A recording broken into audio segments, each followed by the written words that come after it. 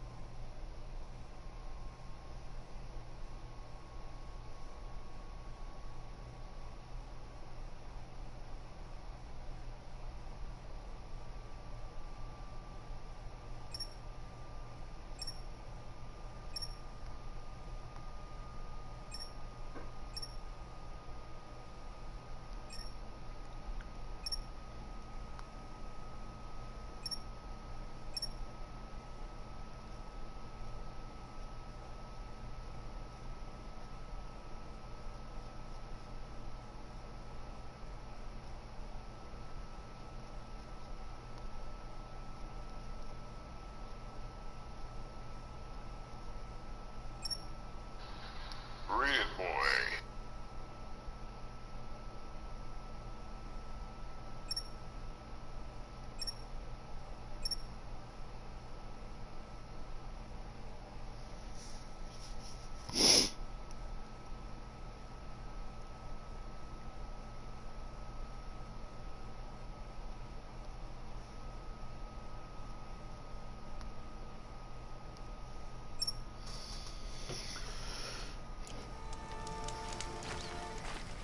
Sorry about that, guys.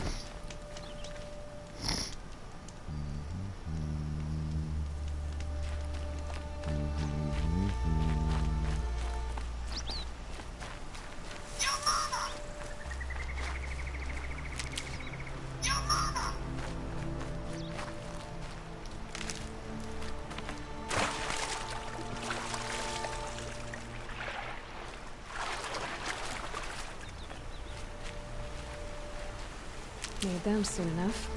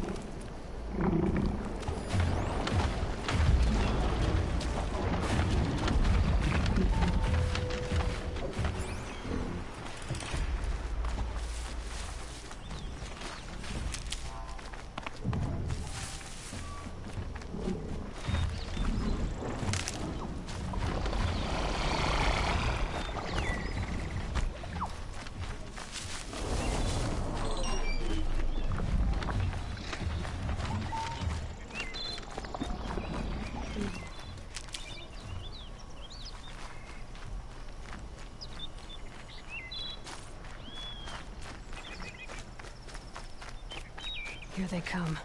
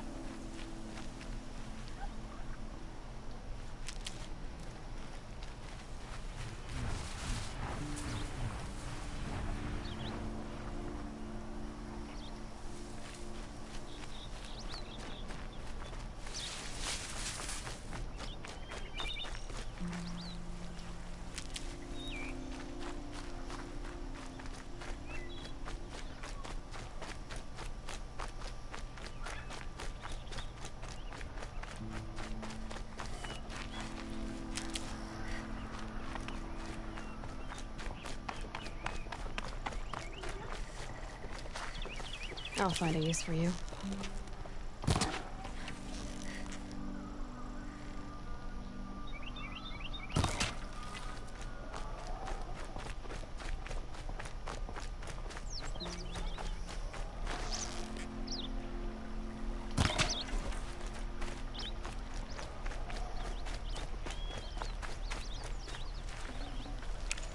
Save this for... This is where the Otaru wanted to say her goodbyes.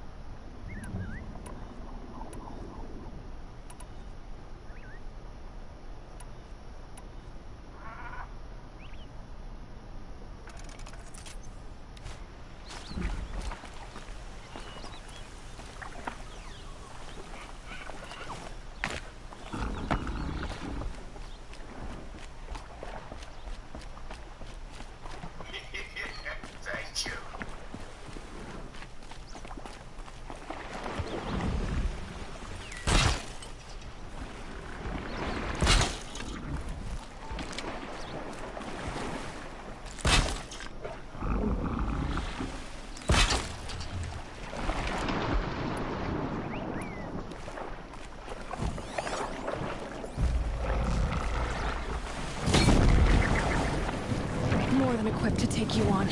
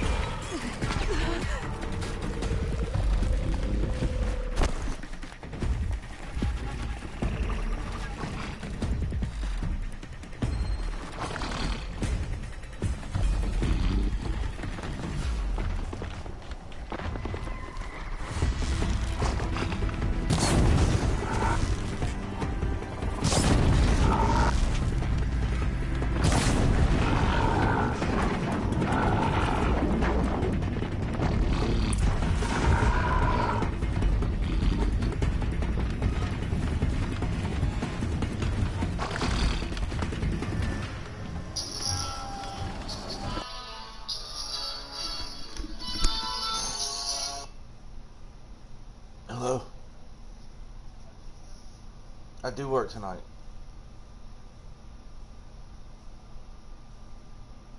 Yeah, they called me yesterday, but the time that they called me was like already too late for me to try and get anything established with you, so I figured I'd let you know this morning.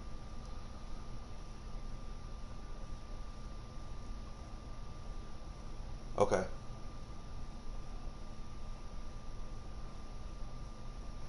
Yeah. I'm not. I know you don't want us to run out of product and stuff like that, and I thought that I had that, like I hit the thing for tuna, but I guess I did something when I did the order and it took it off or something. I don't know. Um, right.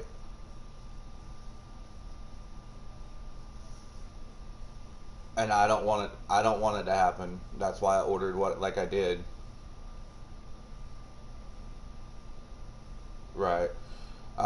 Friday is the only day that I'm worried about, like big.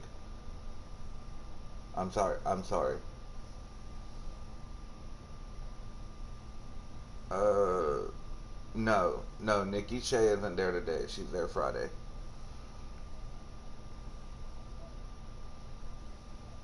Right. No, she's not.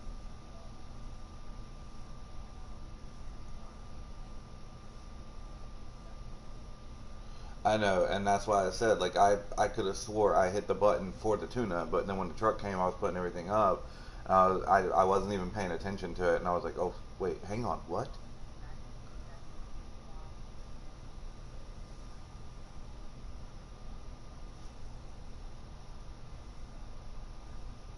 Right. Oh, I got my bell peppers, by the way. I, oh, I did. Okay. Okay.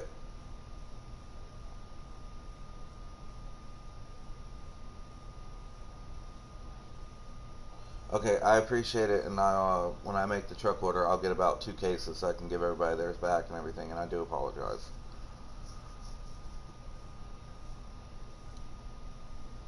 I think they said they had like their last pan in there last night. Ugh. Excuse me. I'm so sorry. All right. Okay. Alrighty.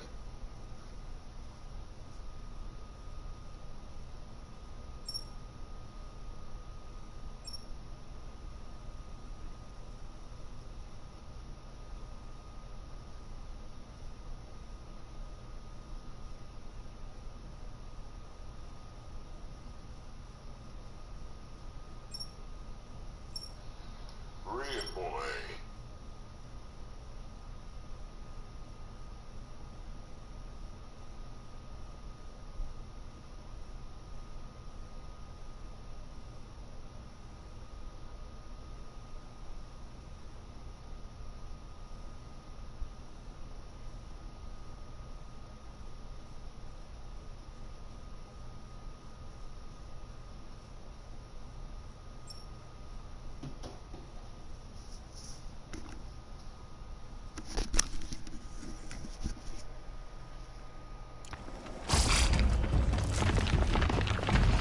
Be fascinating if they weren't looking for me.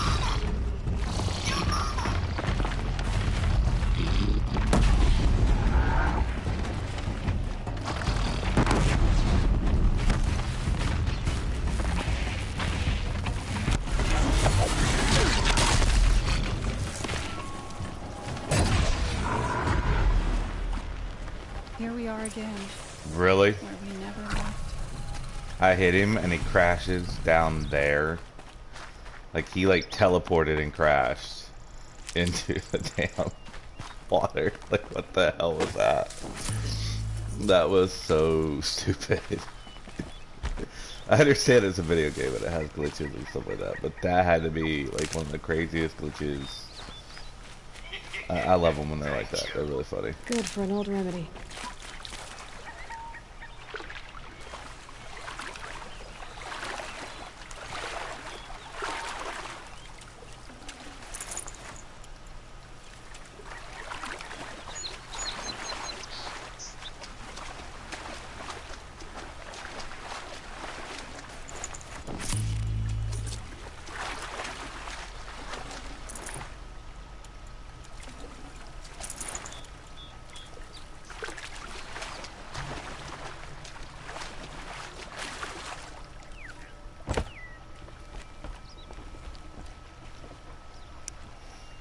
When we fled from our cages during the liberation, I tore through this clearing, thinking my friend was behind me.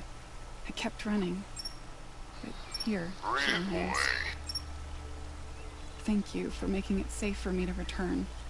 I don't want to rush you, but it won't stay safe for long. I understand. I've done this before in waking dreams. In the pool, I'll find the bracelet of seeds she dropped when she fell. The seeds will be split, escaped, grown wild. She's passing from my memory into the jungles. I'll tell her it was I who died here and became a stranger in our own land, and she who still lives in every time of planting, of rains, harvests, and... What is it? there. Her bracelet. And I thought she was behind me.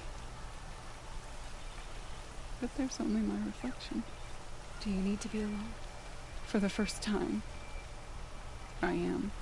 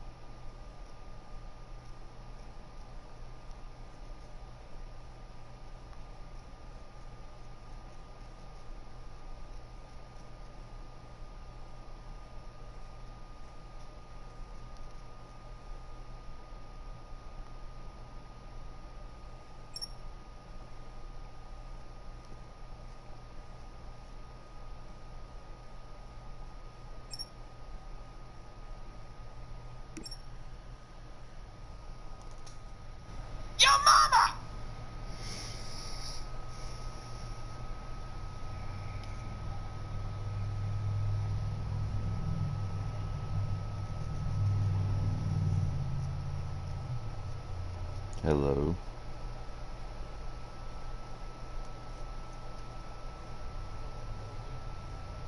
Not much. Horizon Zero Dawn.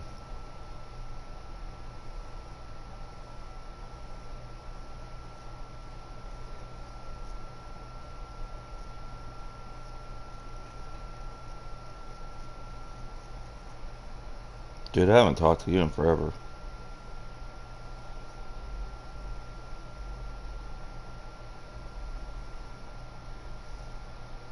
Nice. How'd that go?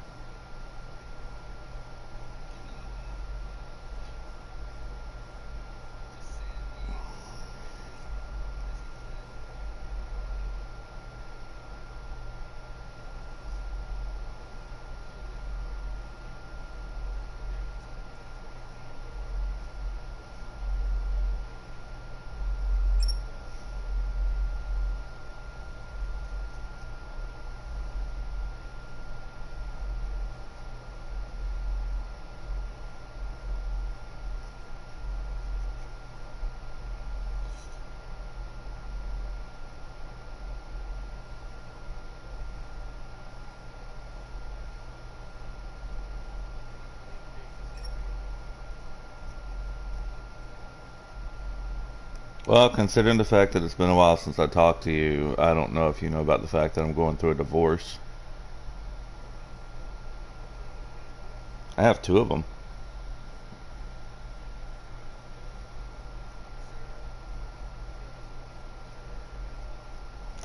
I'm being mature. She's just Yeah.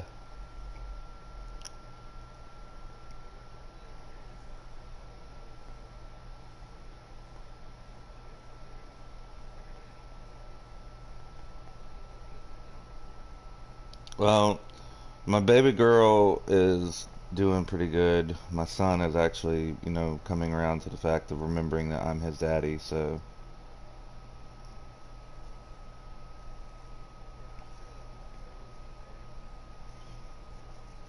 Well, we're doing the best we can. I'm in Mississippi, she's in Arizona. And I did that to get away from her. She wanted me to like stay there in Arizona and go back to the job that I was working and everything would be fine. She would help me pay the bills and stuff like that so I wasn't struggling and I could still be there taking care of the kids. And what I saw that as is no, you want me to stay here so that you can go and do whatever the hell you want with your boyfriend that you cheated on me with and just fucking, you know, be what you want to do. So I left. Yep.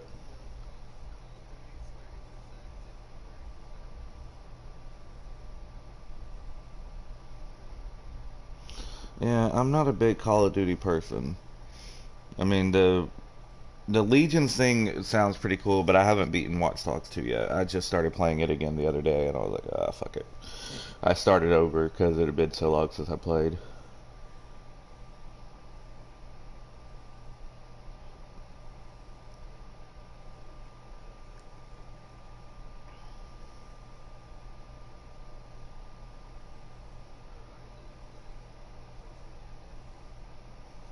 Yeah.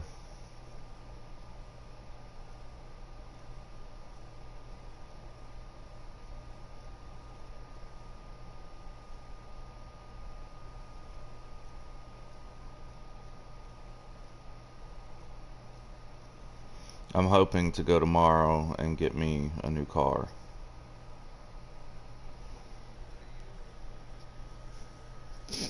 I'm trying to find something fucking reliable.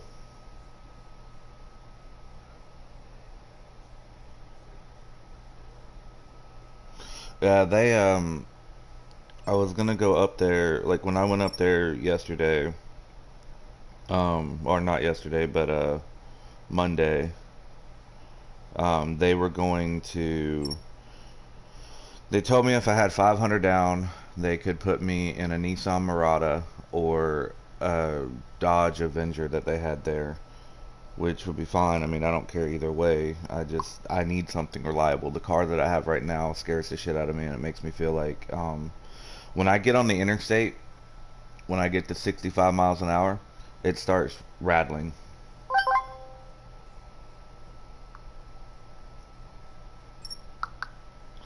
And at any given time, it could flip, like the tire could turn inward and just flip my ass into a ditch. No, the place that I got it from has a very bad reputation for basically what they like to do is, hang on a second, 12182.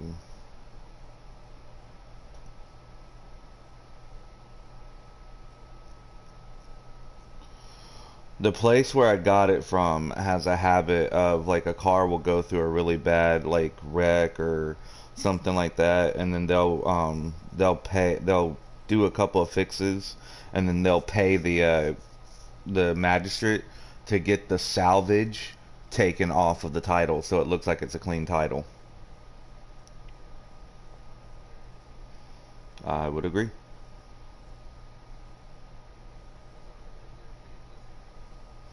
Oh, I'm pretty sure there was because like okay, so I got the car in September and I have had to replace the starter, replace the water pump. The engine needs a problem solver kit, which basically what that is the engine is a bad engine and it leaks oil while you're driving. And I got the guy to fix it for me to where it would run for, next 6 months to a year. But eventually I'm going to have to get that problem solver kit on it. and he said that parts and labor, oil change and antifreeze, fill up and stuff like that, everything included, be about $600 if he did it. Then my ball joints are bad, my struts are bad.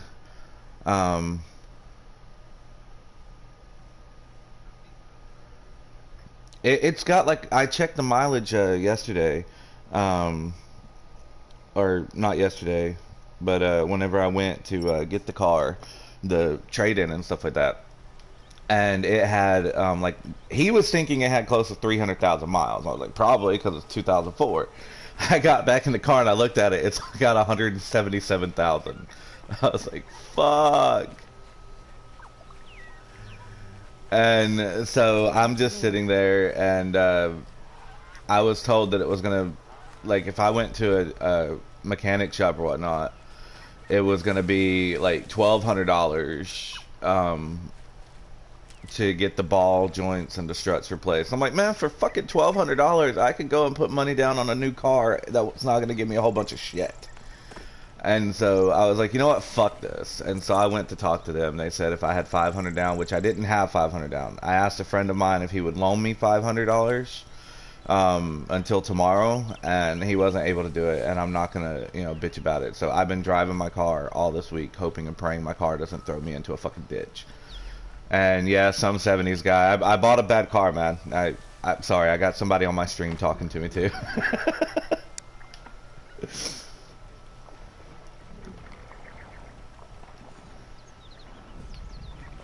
Yeah, but that's the issue, man. I can't scrap the car until and I still owe money on this car. Like, I still owe about $2,000 on the car, which is why they wouldn't take the trade-in. Now, if it had been paid off, they would have taken the trade-in, they would have done whatever and been cool.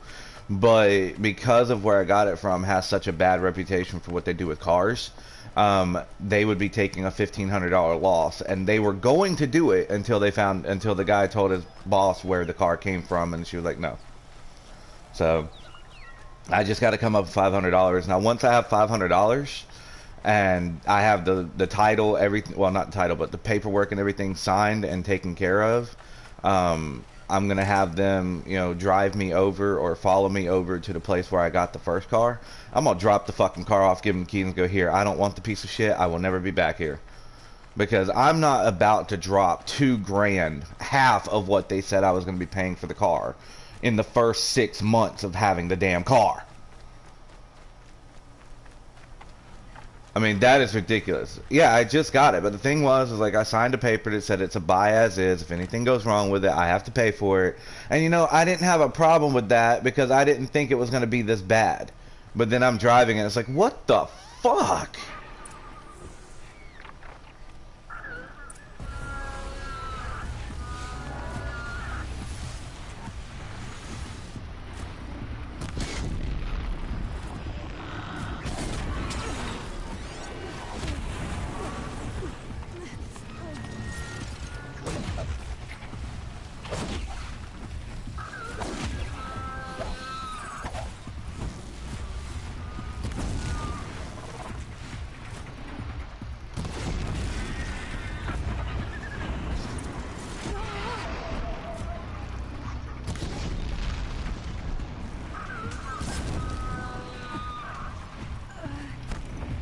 Oh shit, there's multiple ones up here. Motherfucker. Oh damn. My drive to work. Oh dude, I got me a new job. I went back to Subway, which I didn't really want to do, but beggars can't be choosers. I'm a manager at Subway now.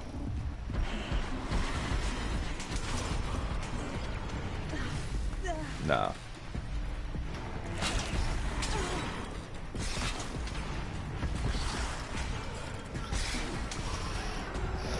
Well, the thing is like, I'm doing it this way because of the fact that it's paying, like they're actually giving me $660 a week to work there as their manager.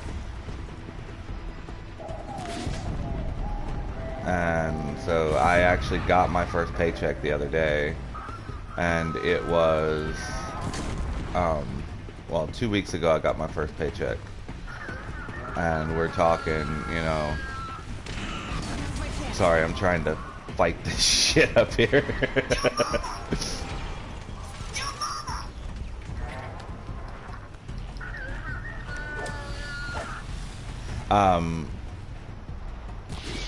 It was $1,000, 75. Yeah. So every 2 weeks I get about $1,000 after taxes. I get paid tomorrow, and I'm taking $500 up to the place for the car and seeing if they can't give me a hand.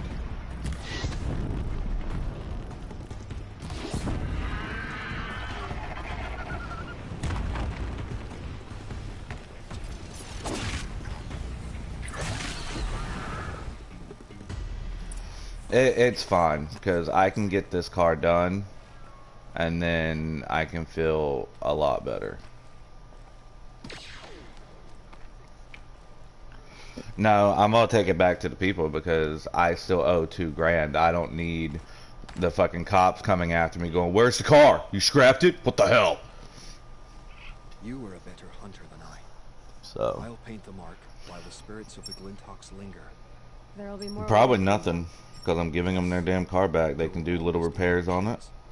Their spirits find new bodies, but we only last as long as memory. So That's why I must leave the story. excuse me. A monument to our vanished shamans, to the wisdom the Karja bled from us.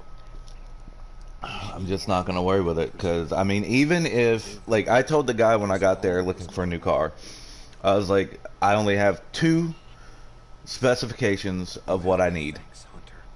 2. He's like, all right, what is it? I was like, something reliable and something that has space.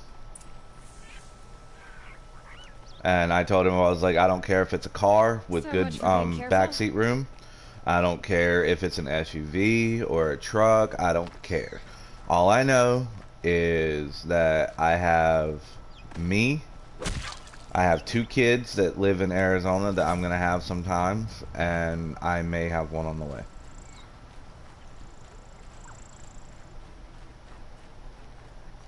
No. Yeah. Hi, Siri. It was like totally not planned, totally accidental.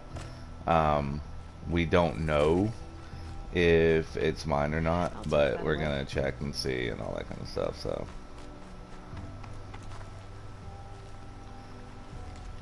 well, I'm on stream and I can't fully talk about it, but it's a lot crazier than than you're thinking. Like, I'm just telling you right now.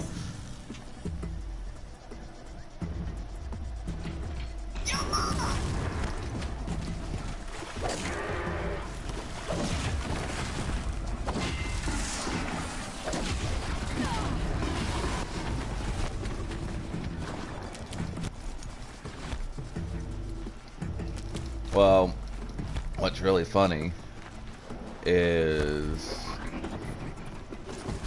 I actually have a date with another different girl on Saturday. Not necessarily. I just... It's hard to explain. How? You fucking prick, man. Holy shit, that hurt. Come here, bitches. Y'all wanna play? Yeah. What? That's what I thought. Oh, and I got the other one with the other charged blast line. Fucking pricks. Anyway, so it's really hard to explain in a way because of the fact that I don't consider myself a player. I never have. I'm not that good looking of a dude to like be able to trick someone into being like that with me. So, but um, I believe and I've been told that all around I'm a good person and I'm a nice guy to be around and have fun with and stuff like that. So even though, you know, I don't get like a lot of girls or whatnot, um, so, but, you know, and it's not like, and I'm gonna say it like this, like, I'm not a great looking dude. I know I'm not. I'm like maybe average. Some girls find me like sexy as hell, and that's fine. But you know, every girl has their own type of dude that they like, just like every dude has their own type of girl that they like. Me personally, I don't go for looks when I'm looking at a girl. I never have. I never will. Because when you start looking at looks, that's when you're gonna fuck up. Because, you know, looks diminish over time. People get old, people get wrinkly, people get saggy. You're gonna eventually be looking at the same thing that your grandpa's looking at. So, or that your grandma's going, you know, looking at and stuff like that. So you got to be careful with that. And me, you know, if I got somebody who makes me laugh, like, and that's like the hardest fucking shit, believe it or not. People think it's easy to make somebody laugh. Okay, there is a such thing as, okay, I'm laughing. And then there's another thing as, holy shit, you are hilarious. There's a big difference. Then that for me, that is like, okay, you got me. You've got me hooked. I want more of this. Let's go. Because like I have been told by family, friends, exes, and stuff like that that I'm a very funny person. And the thing is like when you're a funny person, you have a great sense of humor, but you can see through people's bullshit with their laughing and stuff like that and their jokes. And so it makes it a little bit harder to be able to genuinely make. So. Mm-hmm.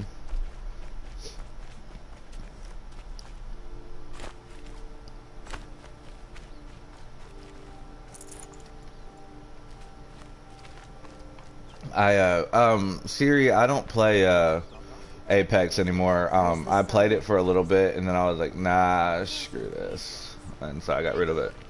Always stay bright, always stay alert. That's what I say.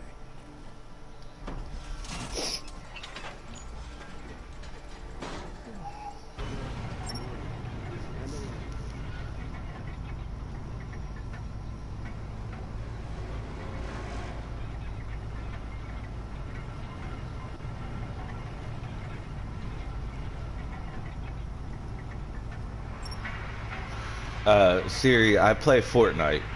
Like, I was on Fortnite when Apex came out, and I didn't have a whole lot of fun with Apex. I won a match, and I was like, eh, whatever. And so I went back to Fortnite. I used to play a game called Don't Even Think, and I was really good at that game. But, yeah.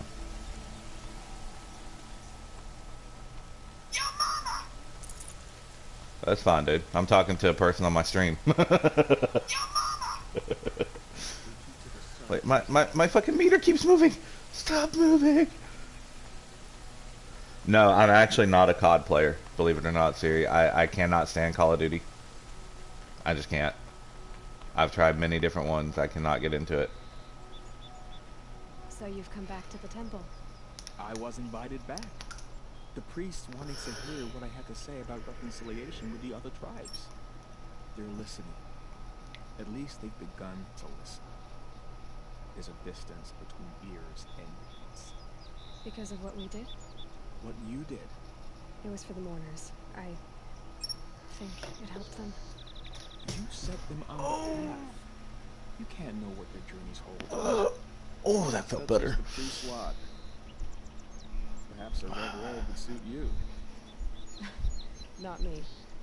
Besides, your temple doesn't even take women. We would be richer if we did.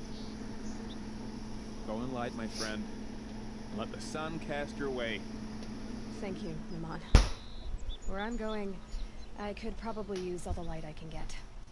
Fuck that, man. Travel to Mississippi, you dick. He's not even listening.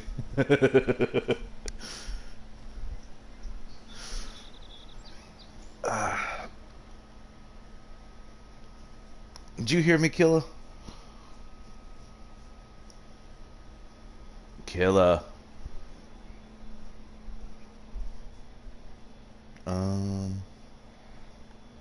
The hell? What the hell is that?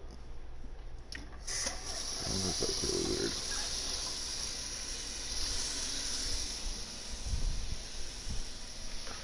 Killa. Okay. I didn't hear you talking, and I said something to you, and you didn't respond. So I was like, "What the fuck?" You had said something about traveling to Georgia, and I was like, "Fuck that, man. Go to Mississippi."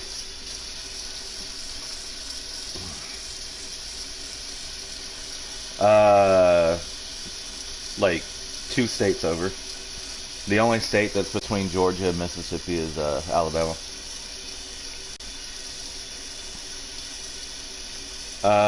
Where are you at? Wait, hang on. Fort Stewart, Georgia? I know it's a 2-hour, well, it's about a 3-hour drive to get through the whole state of Mississippi, and I'm in Meridian, or in Alabama. It's 3-hour drive to get through the whole state of Alabama from start to finish. And I'm in Meridian. I'm 20 minutes over the border from Alabama on the I-20. So it might not be as long as a drive. What's it say? How far is it? Like, that's the thing when I tell people that I live in Mississippi and they're like in Georgia or South Carolina, it's like, oh God, that's going to be a long drive. I don't live in the North Mississippi or South Mississippi or on the Texas side of Mississippi. Now, somebody coming from Texas, yeah, they're going to drive through the whole state of Mississippi to get to me. I got a friend of mine who lives in Texas. I was in Arizona. We were 14 hours away when I was in Arizona and he was in Texas. I moved here to Mississippi. I cut off 6 hours. It's 8 hours from where he is to me now.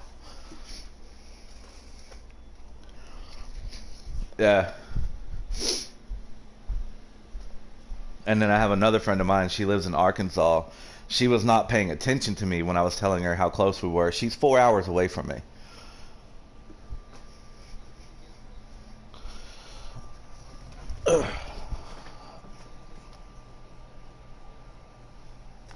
Really?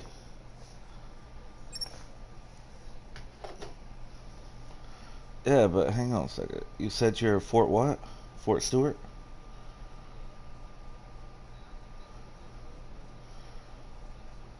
Georgia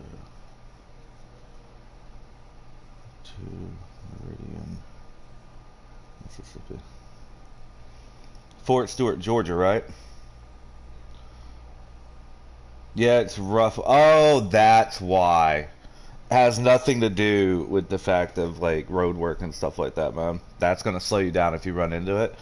On mine, it says it'll be about 7 hours and 45 minutes. The reason why it's so long is because where Fort Stewart is, there's no easy way to go across Georgia, Alabama to Mississippi as a straight shot. So they're having you go up to Atlanta and then straight shot down. Yeah, well, you see, it's going to take you 4 hours to get to Atlanta. It's a 4-hour drive from where I am to Atlanta. So basically what it's doing is it's telling you, well, there's no easy routes to get over there from where you are without going to Atlanta. So we're just going to send you to Atlanta to make it easy.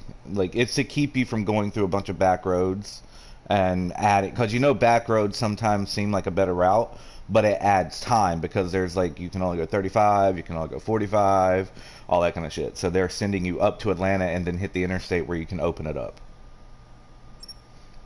And you see with Georgia, Georgia lets you go, I think Georgia allows you to go like, I think their speed limit is 70, so you can actually get away with 75.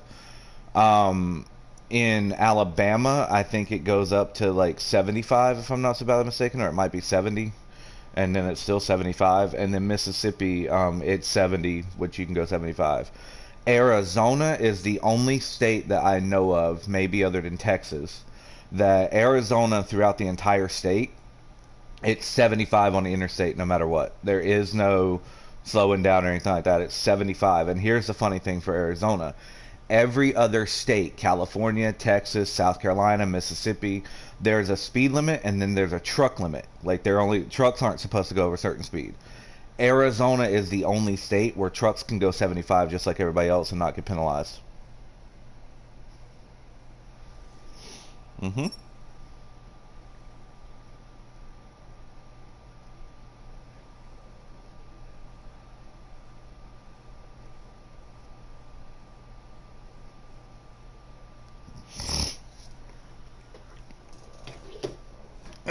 I saw American Psycho, and it was a decent, okay movie, but my issue with it was the ending was just like really confusing. I was like, what the fuck?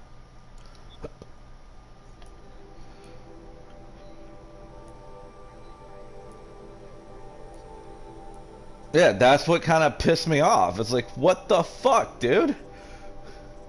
Have you lost your mind? Do you know what you're doing? I mean, what the hell? So, yeah.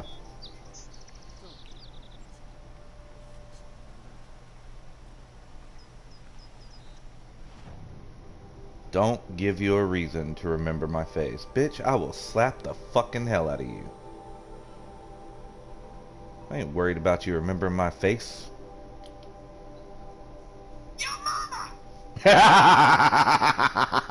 I love my phone, man. I love my phone so much. Did you hear it? Dude, it does it at weird times, man. You remember, I don't know if I was talking to you when it happened when I was in Arizona. I had the Resident Evil 4 merchant on my phone where it goes, what are you buying? Well, my ex and I went to the grocery store. And I went and I knelt down and I grabbed something off of the bottom shelf and it said, what are you buying? I'm like, none of your fucking business.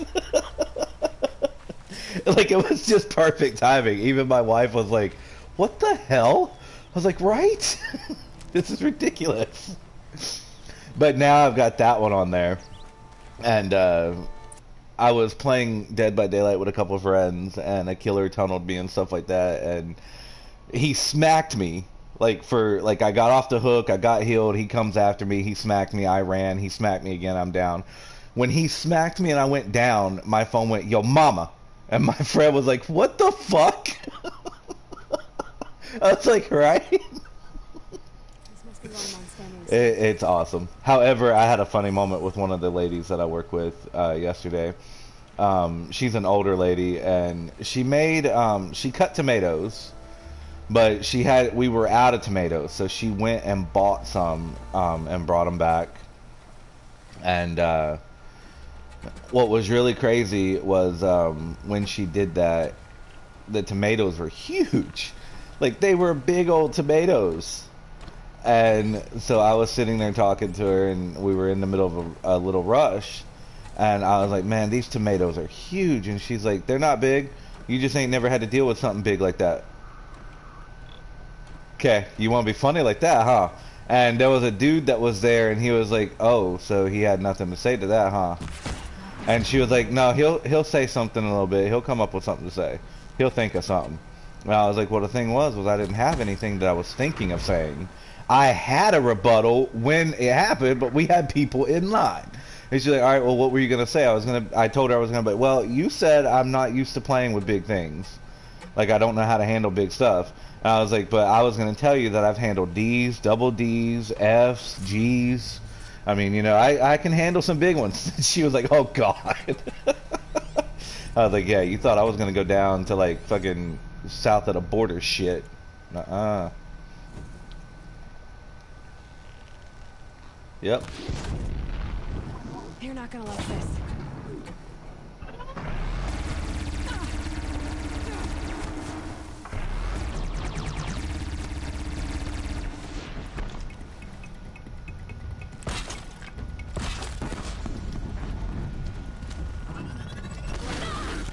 Ow, you fucking asshole.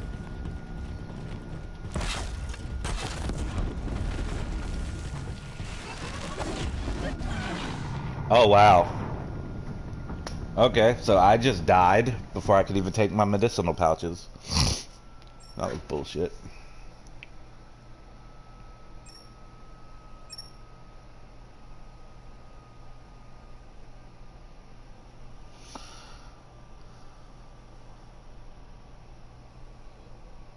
This must be Ronimon's family estate. Depends on what it was, when it was, and all that kind of shit, so...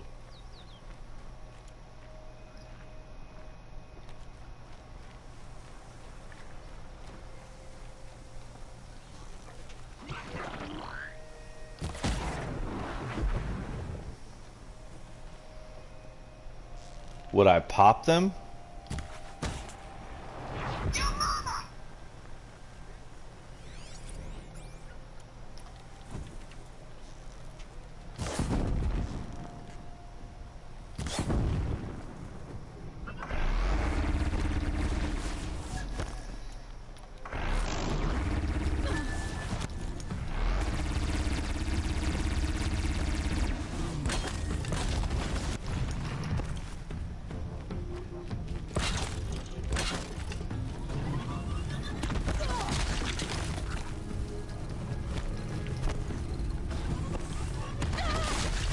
Oh, come on, man. Okay, hang on a second, dude. I'm fucking getting pissy now.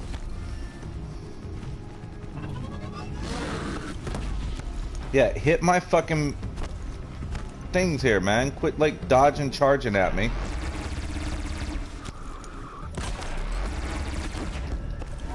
Yeah, bitch.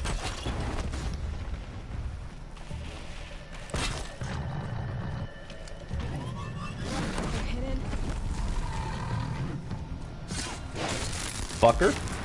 Alright, go ahead. You can talk now. I'm sorry.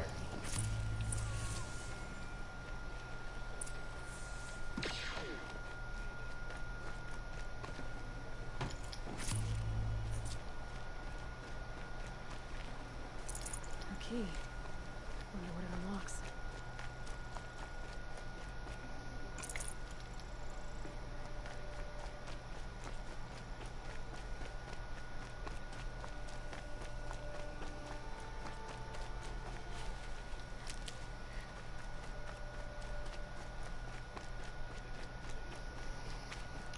Well, maybe the cop should have used a taser gun then on both of them.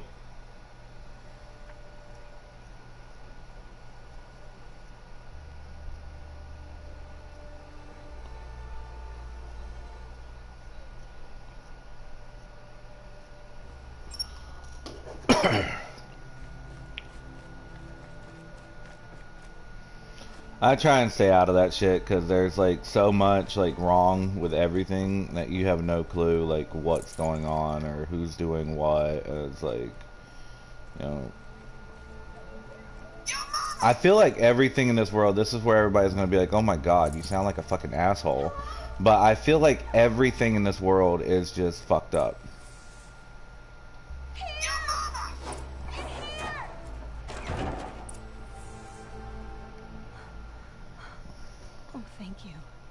I didn't really believe anyone was coming for me. I think everyone else is dead.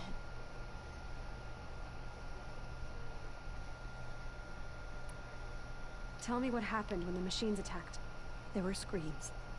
I came running. The Ravager ripped through the guards. Well, I figure, you know what, I will tell you everything that's happened. If it's on stream, it is what it is. But I don't get to talk to, I haven't talked to you for God knows how long. Silence.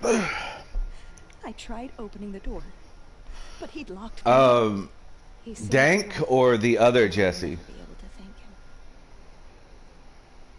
What's his screen name on here? Do you have any idea where the machine? Because I know different Dank, but and I know his name is Jesse. That's why my father hired. Are you talking about the other Jesse that is really? Oh, Rhino, weirdo. Okay. No, I talked to him not too long ago. We were on here with Salt. stay here. I'm gonna have a look around. I will. Rhino is the one who's doing fishing in Alaska. He was Salt's roommate, or a roommate with Salt. He may have, I don't know. I haven't heard anything. But anyway, so X and I were, I was at home taking care of our kiddos. And, yeah, this actually proves how long it's been if you didn't know I was going through a divorce, because she cheated on me back in fucking June.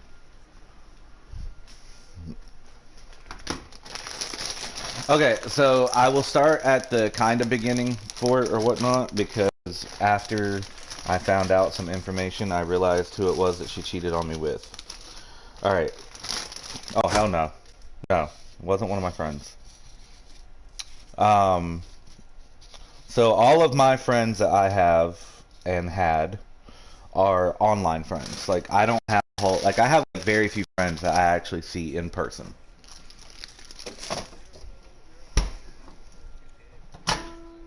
Well, it's not even that, man. I'm a gamer, okay? So I do a lot of my stuff as a gamer.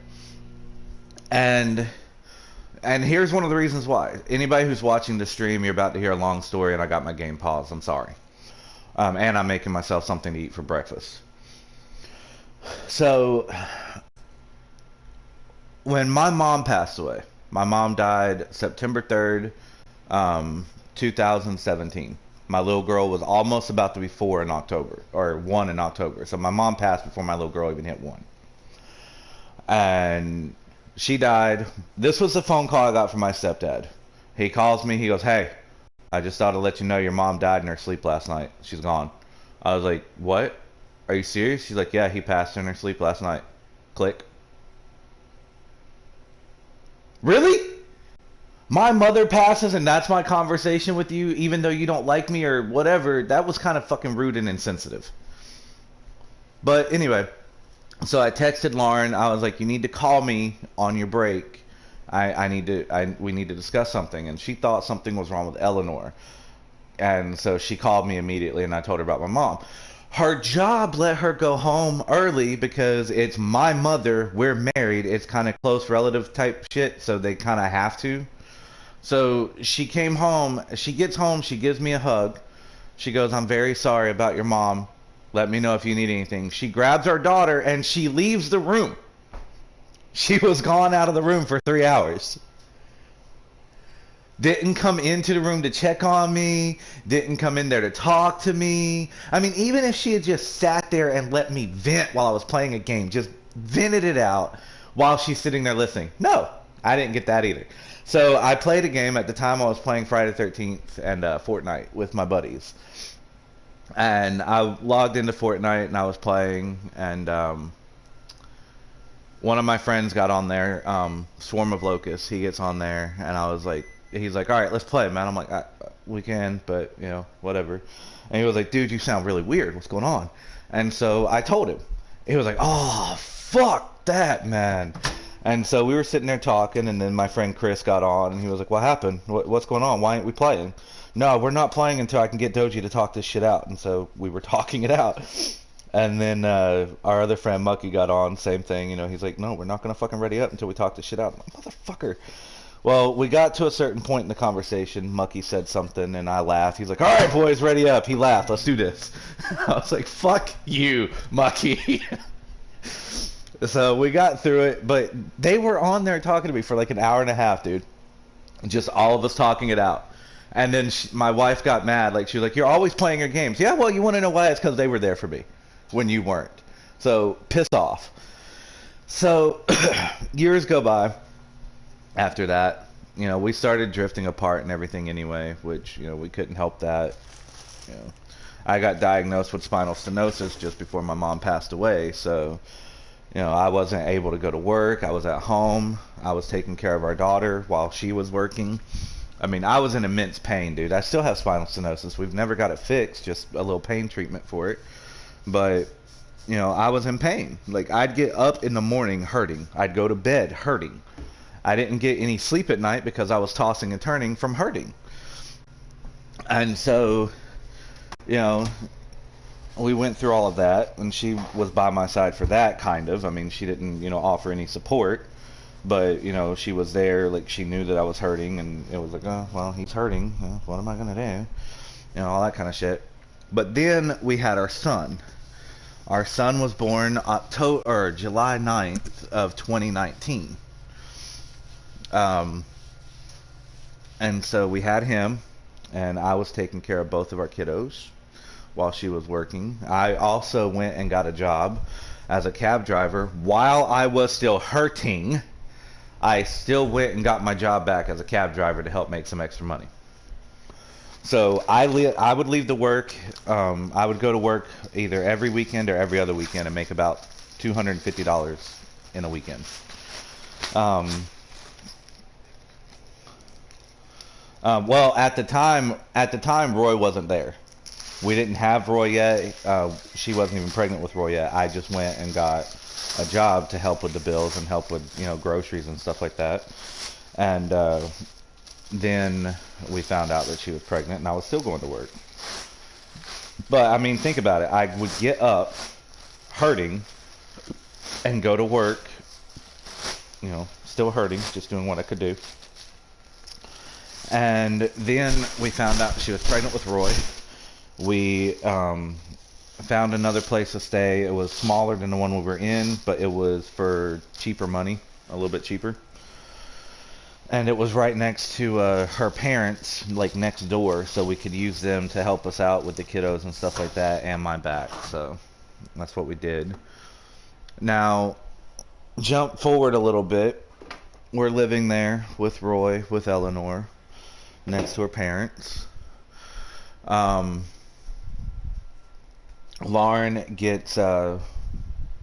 moved from the day shift to the night shift. Now, mind you, before we got pregnant with Roy, there was a guy that she worked with at the job that she was at, and he was leaving the job, and she friended him on Facebook, and she showed me she friended him.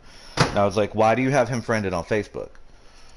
You're working with this dude. There is nothing you should have to say to him and talk about outside of work, him being the opposite sex and everything, if you guys work together. I'm sorry, but if I work with a bunch of girls, which I do now, I'm not going to ask them, you know, talk to them on Facebook and shit like that. My text messaging with them is full of, are you coming to work? Are you late? Can you do this? Can you do that? That's it. I'm not talking to chicks that I work with. It's a disaster waiting to happen. And so she was like, nothing's going to happen. I'm like, well, you don't like me talking to women on my games. You don't like me gaming with people who are hundreds of miles away from me. But I'm supposed to be okay with you friending a dude that lives in the same damn city that you work with. So she did it. She didn't listen to me, and I'm smarter than most people think. Because the guy she cheated on me with was that guy.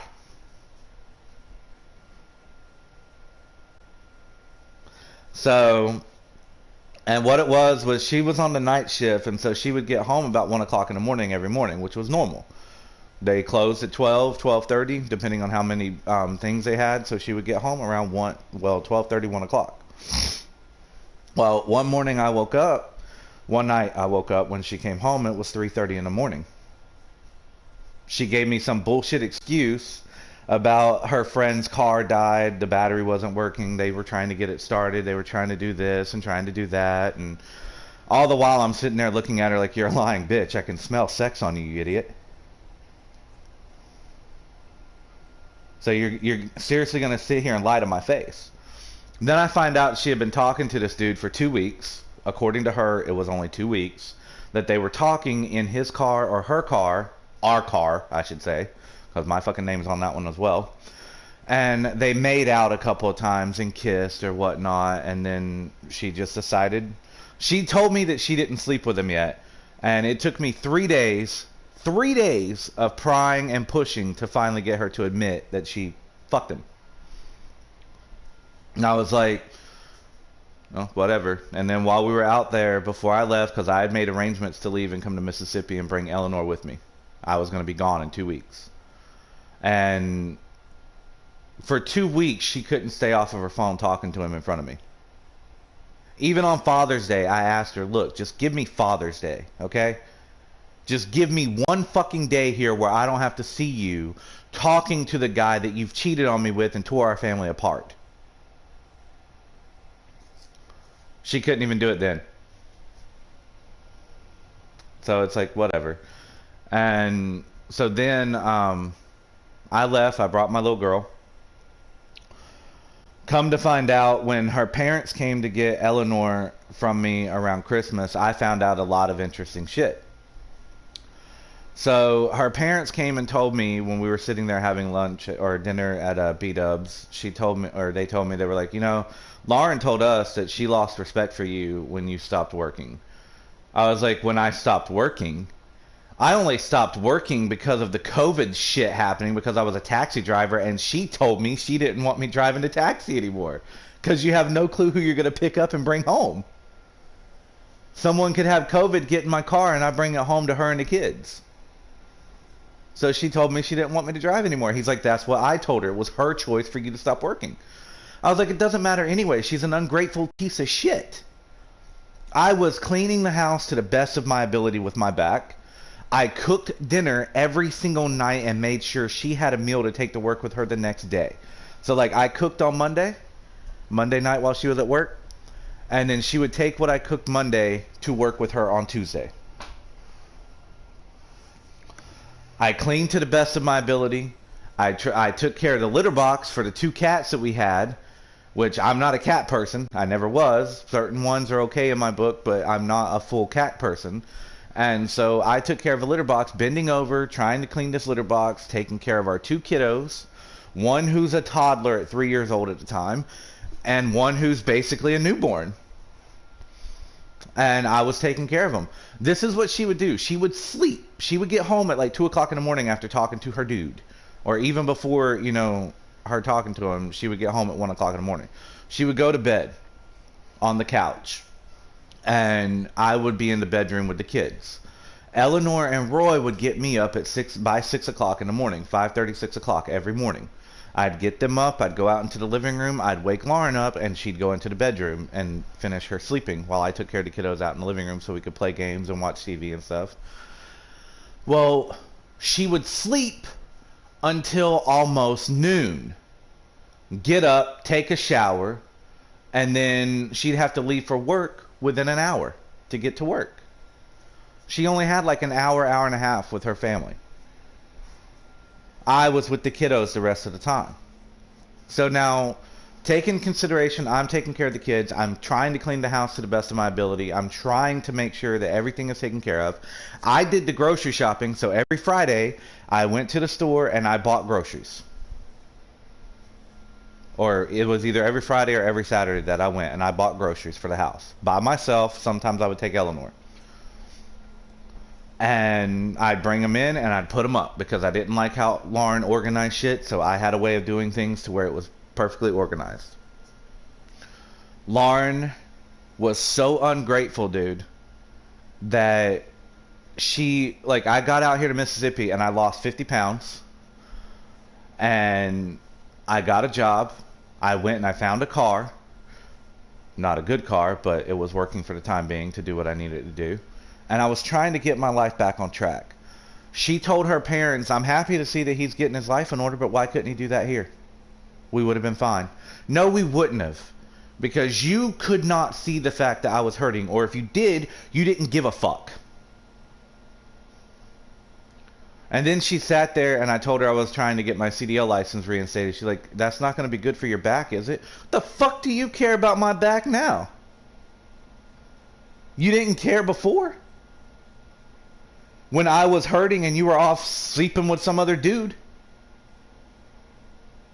You just showed that you had no care or no remorse, that your husband is sitting there trying to show you attention, trying to do the best he can with the cards that he was dealt. I did not ask for spinal stenosis. I was born with it. It just took a little bit longer to kick in. Some people, it happens when they're kids. Others, it waits until they're like 30, 40 years old.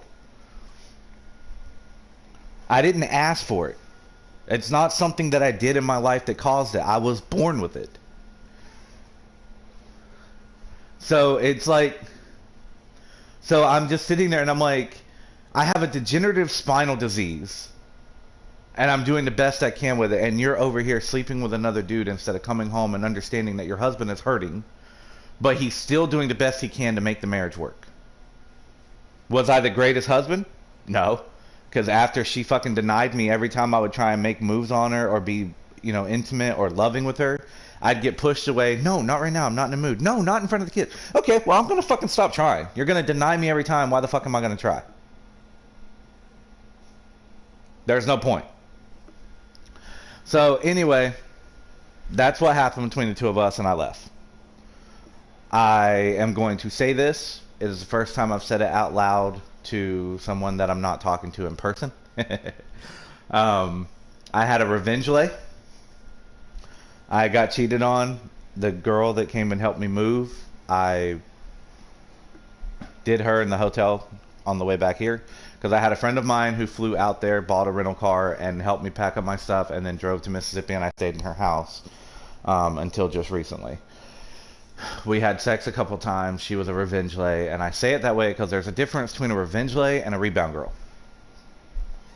A revenge lay is someone you have no intentions of being with, like more than just sex.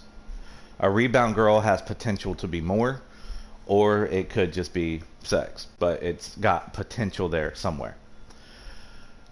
So I was with the revenge girl, and then when I got to Mississippi, I was talking to a friend of mine who I had known for 10 years. She ended up being my rebound girl.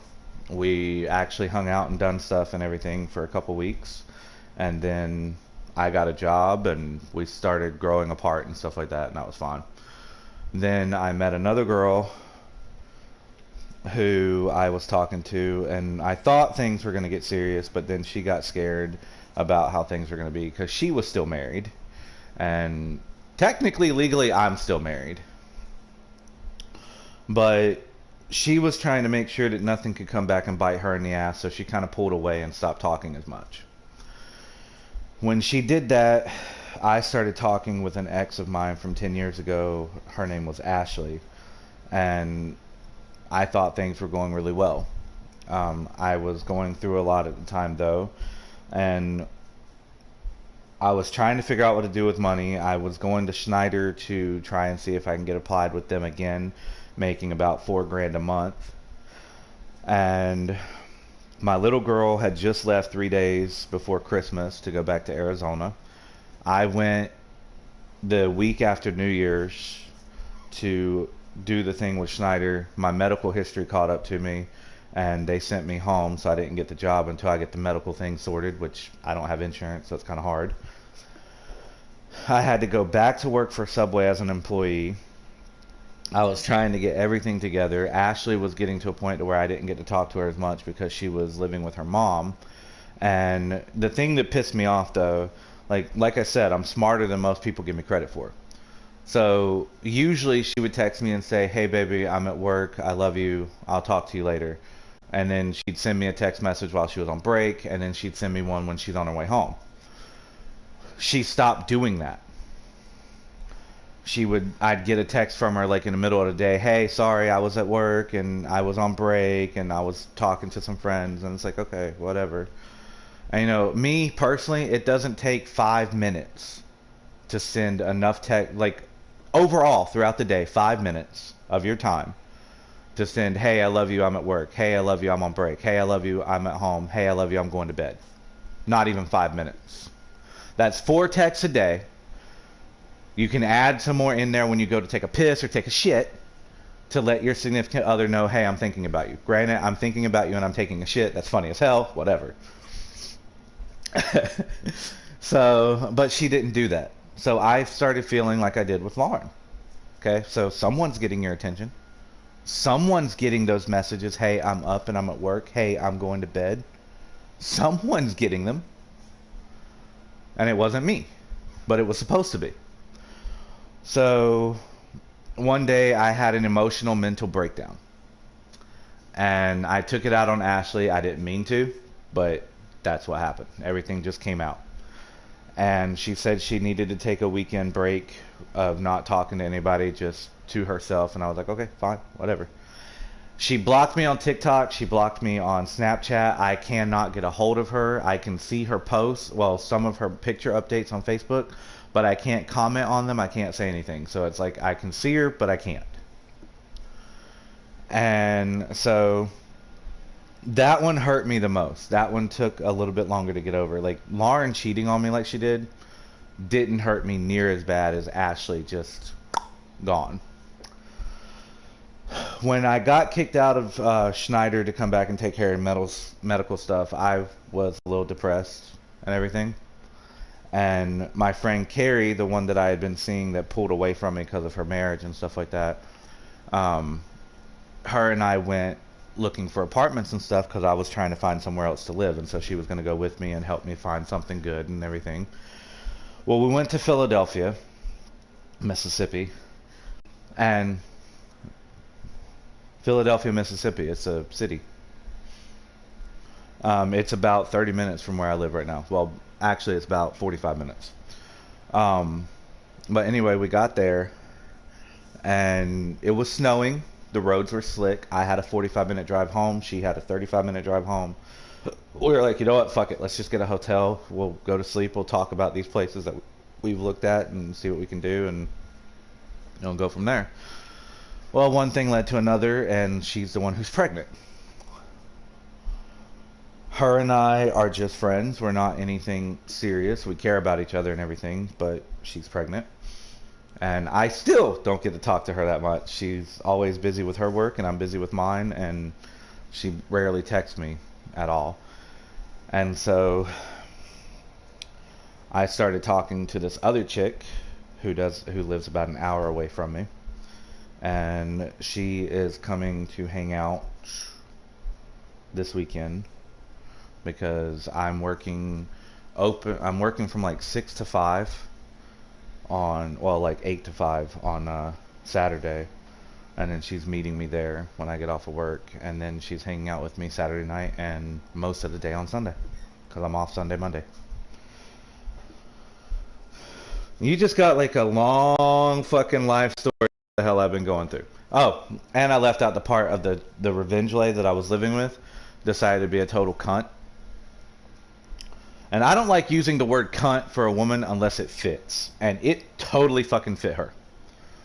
So she would come on to me and I would tell her no, and then she would make my life a living hell for the next 3 to 5 days, like walking on eggshells bullshit. Then I got a puppy, and I was putting him in a kennel and leaving him in the bathroom when I went to work. Now, mind you, I had 2 jobs at this point, so I was gone all day. She wouldn't let him out to go pee and poop while I was at work. It's not my responsibility, it's your dog. Okay, I get that, but what the fuck? Then, while he was in the bathroom, I went to leave the light on one day. She's like, why are you leaving the light on? I'm like, so he has light in there? That's wasting my power. Okay, fine, I'll just turn the light off. My dog can live in the fucking dark. In a cage, in the dark. Whatever. So, bunch of hell with that. I've been telling her I was looking for a place to go and stuff like that. And then I got the job as manager, but I was driving to Forest, Mississippi, an hour and a half from where I was in Delville to Forest every day. Some days I have to, well, most days I had to be there at 6 o'clock in the morning. So I got up at 3. I left the house by 3:30, 4 o'clock, so I could make it there by 5:30, 6 o'clock.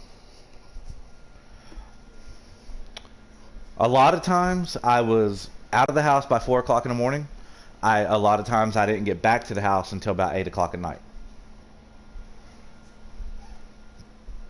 There was a couple times that I left at 4 o'clock in the morning to get there in the morning to open, and I stayed until closing. There was 2 nights that I did that, so I didn't leave Forest until 9:30. It was fucking almost midnight by the time I got to the house. So she told me one day while I was at work, she was like, I expect you're out of here in like 16 days or less. Hi, Ma. I just saw that you messaged on there. I'm sorry. I'm talking to Killa, catching him up on some shit that I've been going through. And I was like, something like that. She's like, it wasn't a request. I want you out. I'm tired of the disrespect that you have for me. I was like, what disrespect? How have I disrespected you? And if I have, I'm sorry. She's like, so you don't think it's disrespectful to go into the middle room and grab a light out of the middle room without asking? I was like, first off, the light that I borrowed is a light that you told me I could use, and then you went in my room and took it out of my room without asking me if you could go in there and get it. Granted, it's your house, but that was my fucking space that you gave me for myself. So then she what it basically boiled down to is she was mad that I wouldn't clean her house. No, I'm not going to sweep, mop, and vacuum your house, because the only reason it needs to be swept, mopped, and vacuumed is because you have 3 dogs that shed and bring shit in from the outside. I'm not cleaning up after your dogs. I'm not dusting because the whole house is yours. I had a little bitty square space in the living room, and then I had my bedroom. No, my bedroom wasn't clean to perfection, but it was the way that I liked it so that I could find what I needed, and the fact that I was only there 20% of the time. Fuck off. So she got mad, and no, I didn't clean the whole bathroom either. I would clean the toilet from time to time, but I don't know if she used the toilet when I wasn't there. She didn't use it while I was there, so I'm going to assume she didn't while I wasn't there. But her and I both used the shower. Her and I both used the bathroom sink. There were 3 times that I pulled the drain out of the shower in order to pull her clogged hair out of the fucking shower. And I pulled her clogged hair out of the sink too. So I'm cleaning up your nasty fucking hair shedding bullshit in the drain. And you're mad at me because I'm not doing a full, thorough, 100% cleaning of the tub and the sink because we both use it? You don't clean it. So then what she did was she told me she wanted me to be out in 16 days. Okay, fine. Whatever. Fuck it. I got a line on a house. I'll be out in like a week and a half. Okay, fine. I get home to log in and do my videos that I need to do for work. She has unplugged the internet for my usage to where I can't use the internet. Okay, you're going to be that petty about this shit? Okay.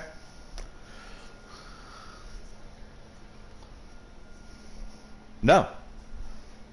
I wouldn't stick my dick in that if it was the last thing on earth.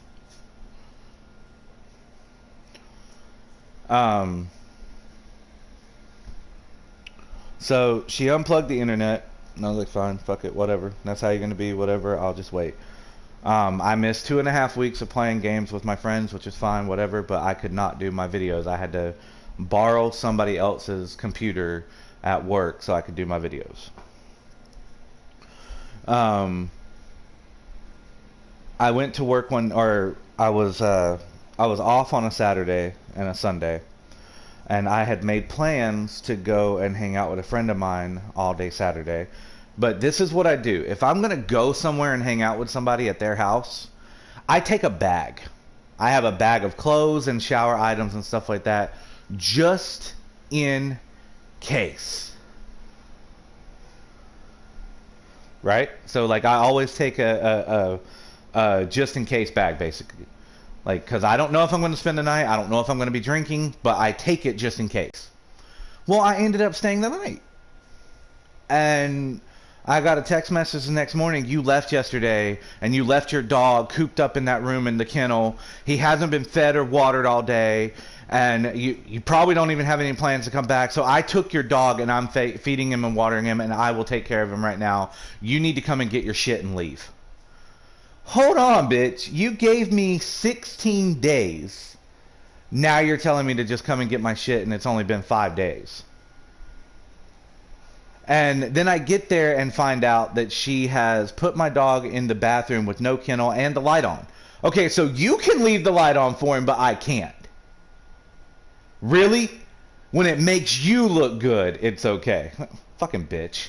So I texted her, and she was like, I told her, I was like, are you kicking me out today? Like right now? She's like, let me say it this way. The next time you roll up at my house, it best be the last time. I was like, well, you can at least give me a few trips to get all of my stuff. You know I'm not going to be able to fit everything in my car. I said what I said. Okay, fine, you fucking prick.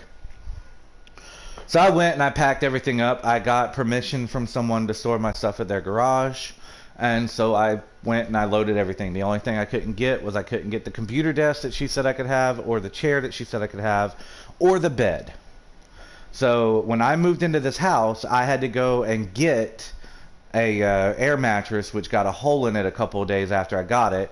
And I was sleeping on the floor for 3 days until I could buy a futon when I got paid from my job. So this is what I dealt with. This is what that bitch put me through. And she did not care. But here's the thing. Karma is a bitch. And I love Karma for what she does. Even when Karma hits me, I deserve it. Fine. Whatever. But I already told her mom that Crystal is living in that house. She's not paying the bills. Her mom knows that. Her mom's paying all the bills out there. But she's not even trying to get a job.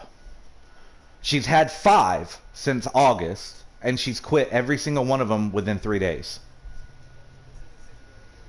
Yeah, Crystal. This is the one I was living with that kicked me out. This is what I'm hoping happens to her. I told her mom all the jobs that she had and how quickly she quit them because they were just too hard. I can't deal with a register. It's too much anxiety. It's too much shit. I can't deal with it.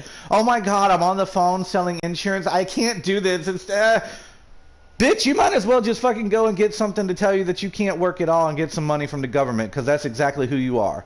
You're going to sit there and say that you work hard for what you have. The only thing I see you work hard at is taking care of your horses and fucking playing your video game that I got you into with your boyfriend in Canada.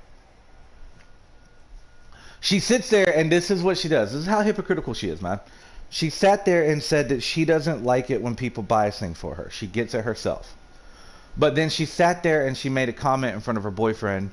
Oh my God, I really want this mount. It is so cool. I want this mount. He went and bought it for her. And she goes, oh my God, I cannot believe you did that. And then she tells me, I can't believe he bought it for you. Yes, you can. That's why you said it in front of him like that, because you knew he was going to buy it for you. It'd be different if you came to me and said, Rob, I really like this mount, knowing I'm not going to buy it for you, and then I bought it for you out of like kindness. Oh my God, I didn't think you would do that. Right, because I don't normally buy it. Because I would tell you, well, then fucking save up the money and buy it. I'm not buying you shit that I don't have. If I want it and I can't buy it for me, I'm not buying it for you. So I'm sorry, but that's just how I am. Especially if it's a video game. But it was just like, she went through all of that, and I don't care. I honestly don't care. Karma is going to come back.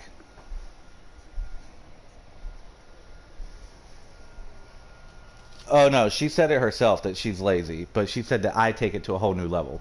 I'd like to know how I take it to a whole new level when you didn't want me doing the dishes because apparently I didn't clean them well enough. And so I went and got paper plates and foam bowls and stuff like that so I wouldn't dirty your dishes. I cleaned up my little area around my desk. No, it wasn't nice and neatly cleaned, but I kept it organized. Oh no, I went and got the paper plates and stuff because I needed something to eat off of. I wasn't being petty. I had to have something to eat off of. I couldn't do her dishes.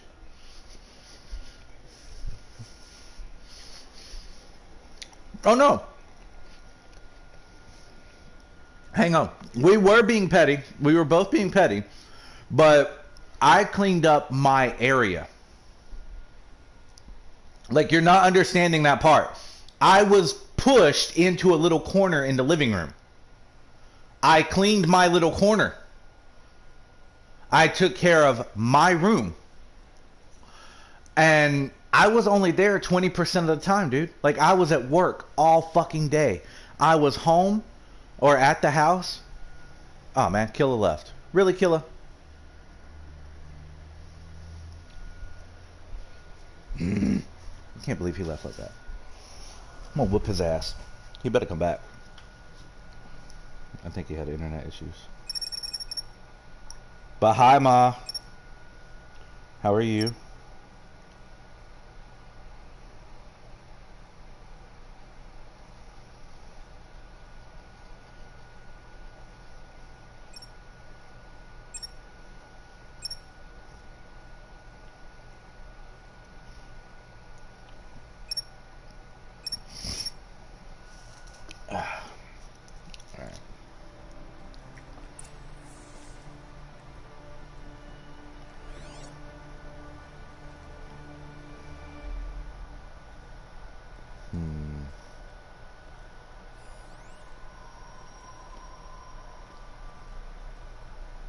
How's your streaming been going, Ma?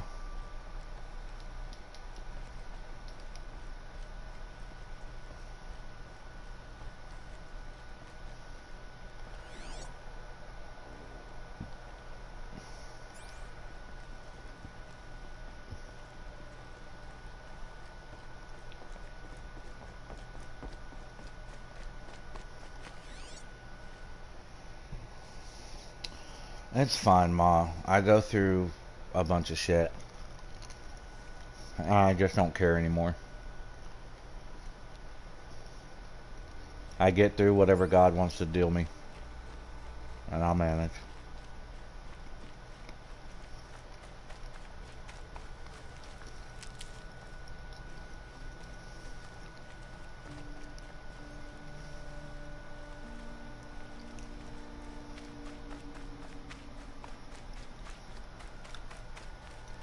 Welcome back. Yeah, right.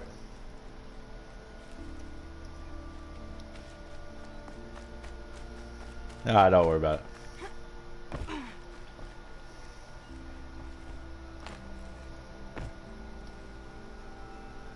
Alright. Yeah, I go in at no, I go in for closing tonight. I go in at noon.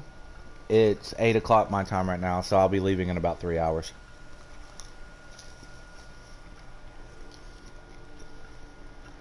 Alright. That device is sending out a signal.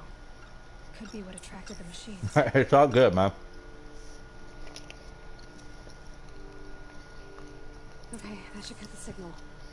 But someone put this here to call in the machines. And kill everyone on the estate.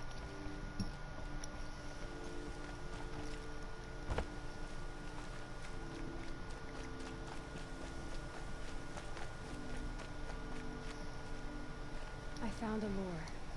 I think someone might have put it here deliberately to draw in the machines. Did your father have enemies? We're enemies. My brother. First there was gambling, then stealing, then extortion. He swore vengeance when my father kicked him out. It was Ronamon who begged me to come.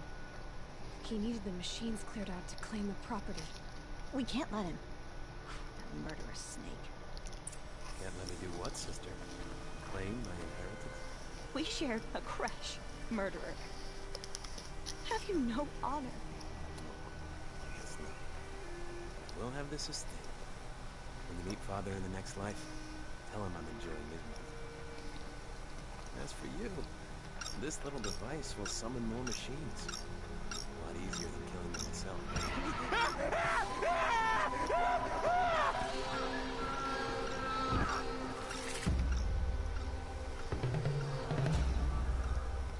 Come on, then.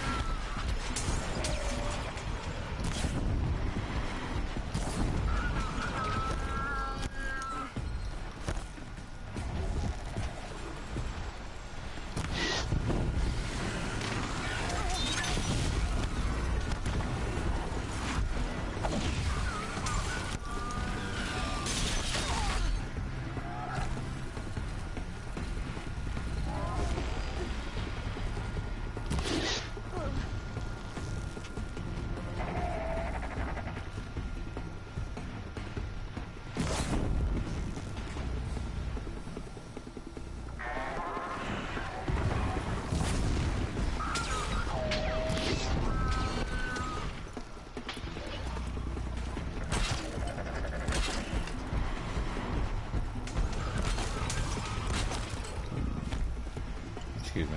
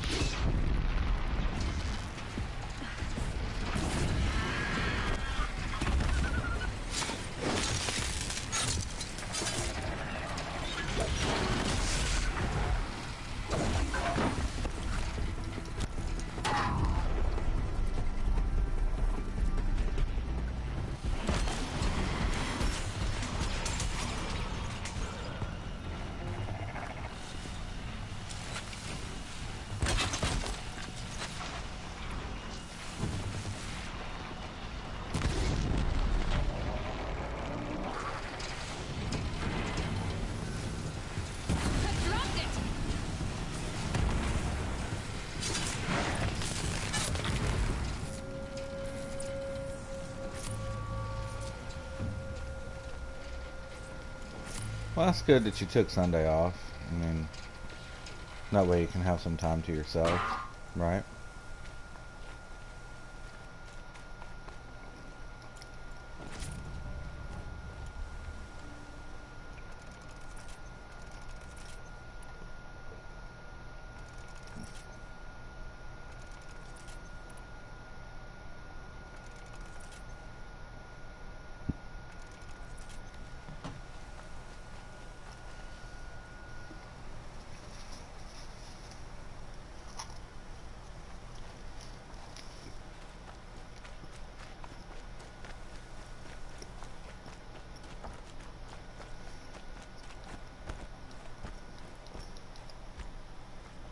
I'm glad there are good people like you in the world. It helps to make up for scum like my brother. My father was always generous in his gratitude. A family tradition I would like to continue. Take this. I hope it will help you in your travels.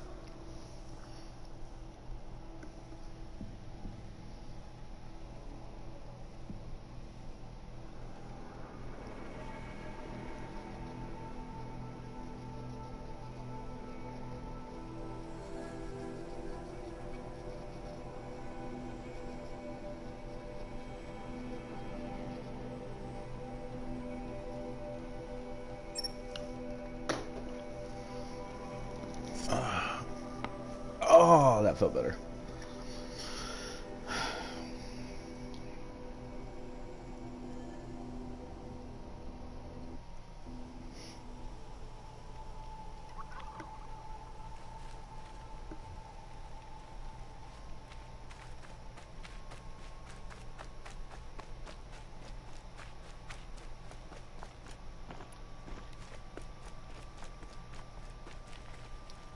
Saving these for the trail.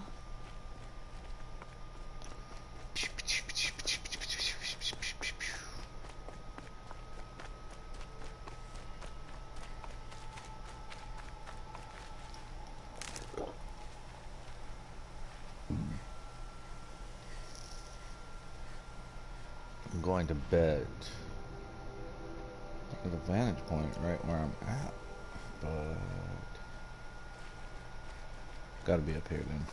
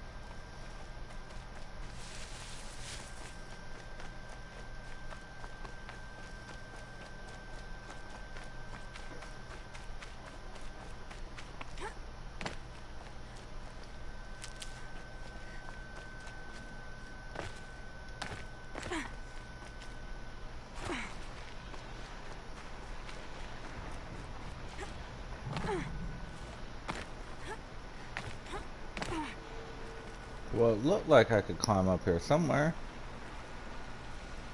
Well, guess not. You'll do.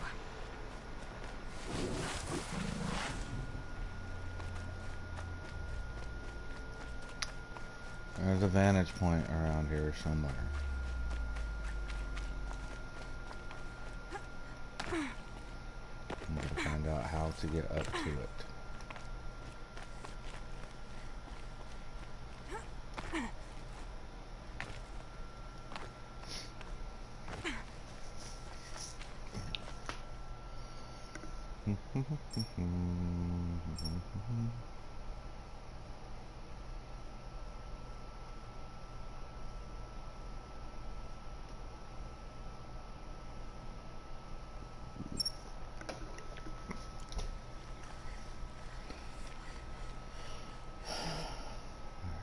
Let me see if I can do it this way.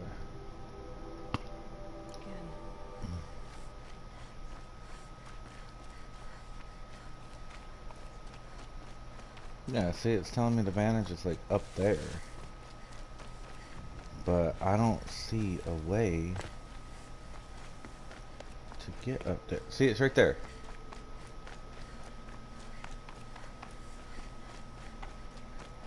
Am I going to climb from down here? I don't know. There we go.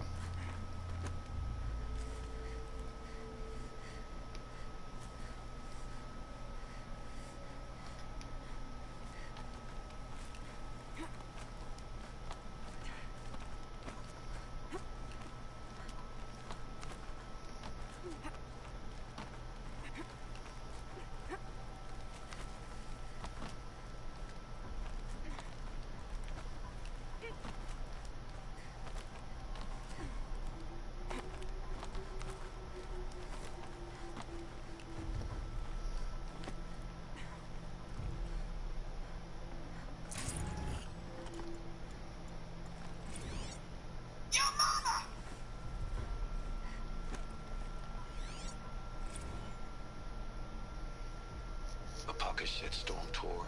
Day 9. I was setting up my tent right here when Wyatt's call came through.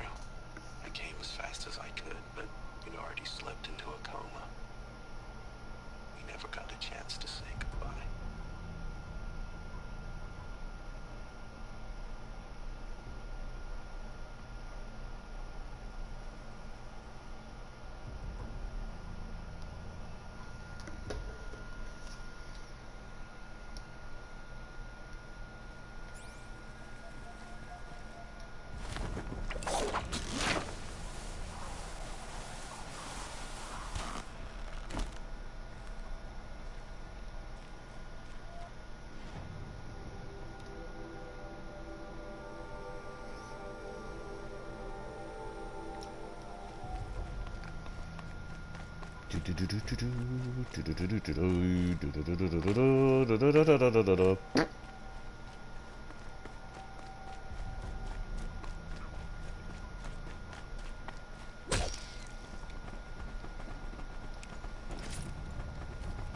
Gotcha, punk. Gotcha, bitch.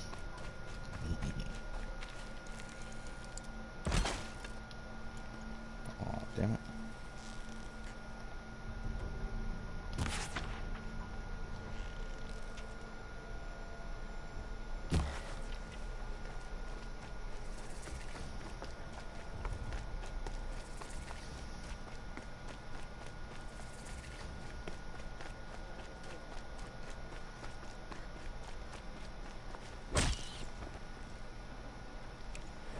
This isn't up to their usual standard.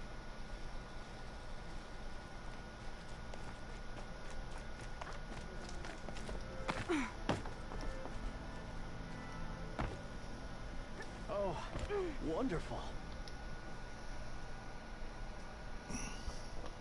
Don't bother me, Outlander. I don't need a mercenary, I need a miracle. Someone who can tell me who slaughtered my men.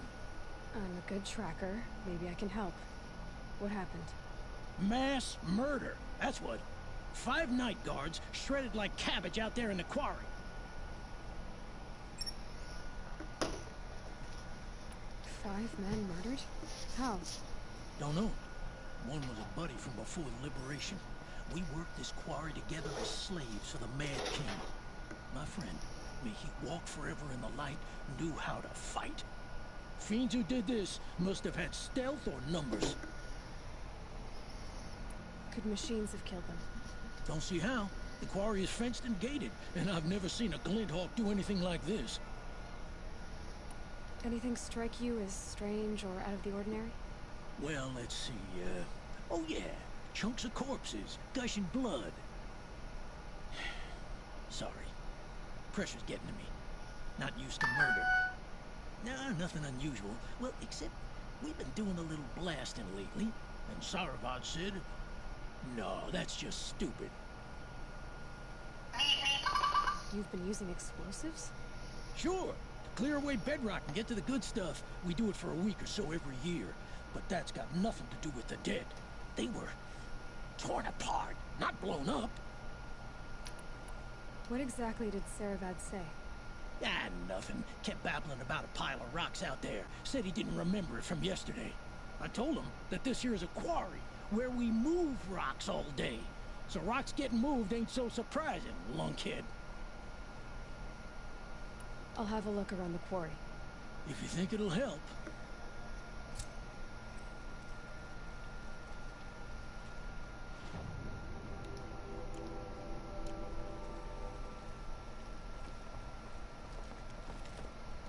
I prefer the one about the sun from the phone.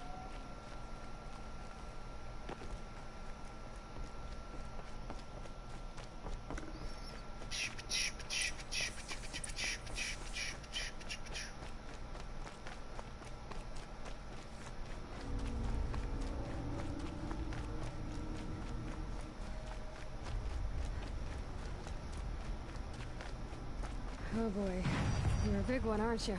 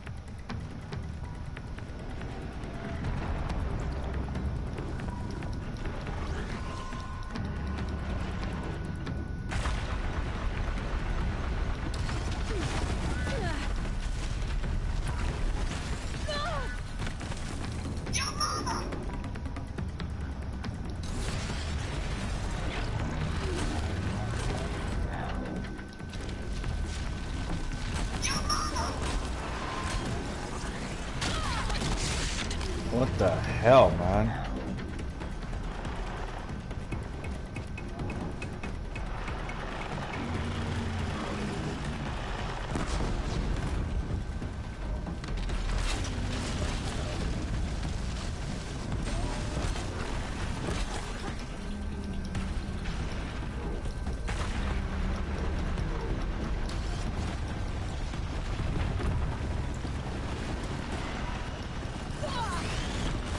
Dude, come on.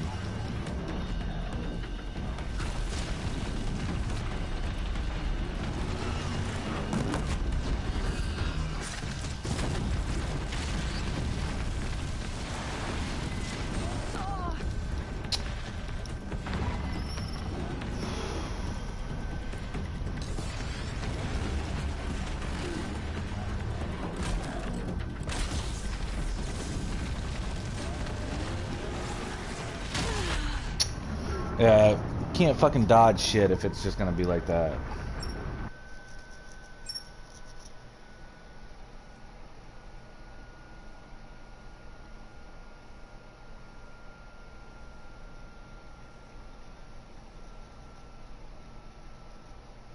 boy. You're a big one, aren't you?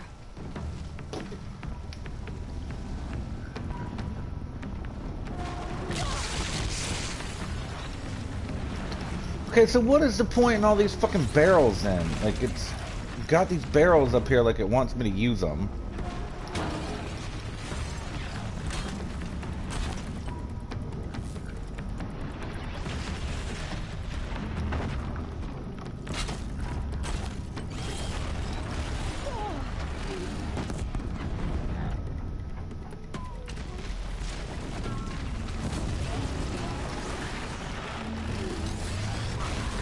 See, how the fuck are you supposed to dodge that? Like, I mean, seriously. I mean, they give him a move that can kill you with one shot, and you can't dodge it. I mean, I just don't understand how you're supposed to do that. You're a big one, aren't you?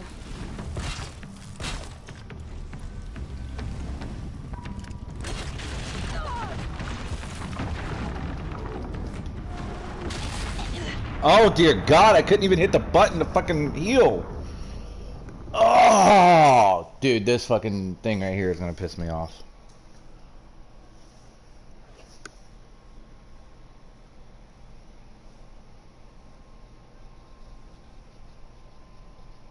Oh boy. You're a big one, aren't you?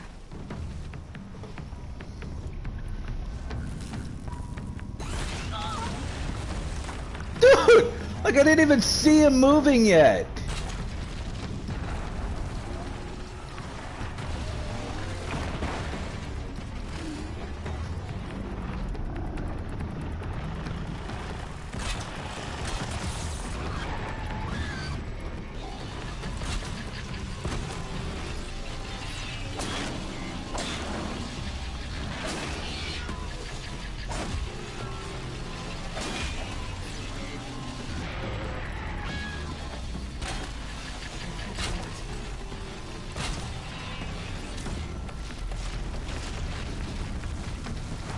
What I was supposed to do there. See, you're trying to dodge out of that thing's way, and he's just too damn big.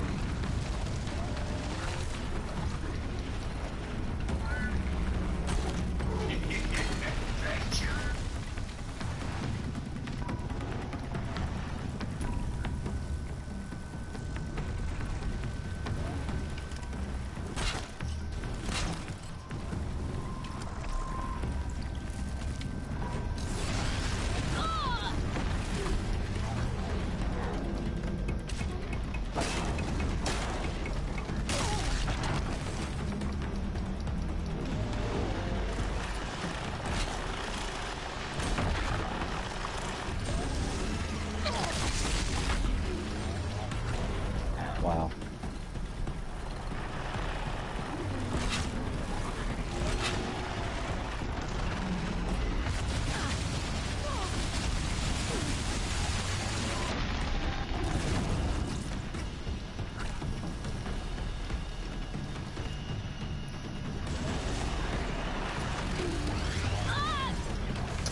See, there's no dodging that fucking thing.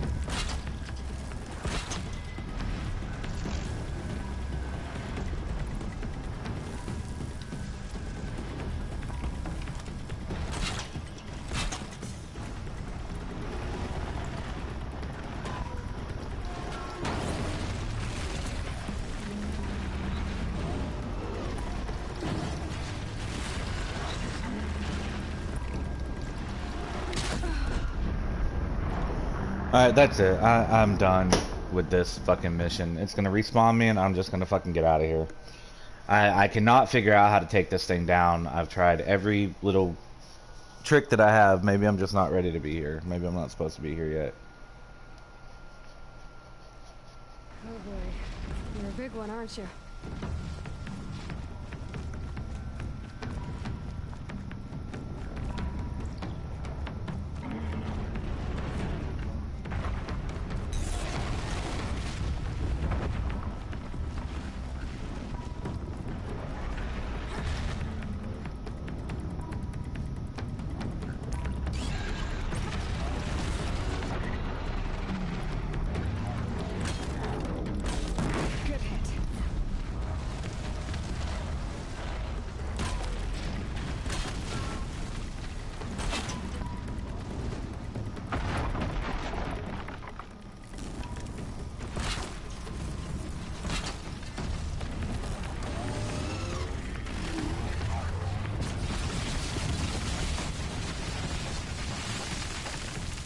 Come here, you want to play with me here? Come on. Come on. I got you now, Bo.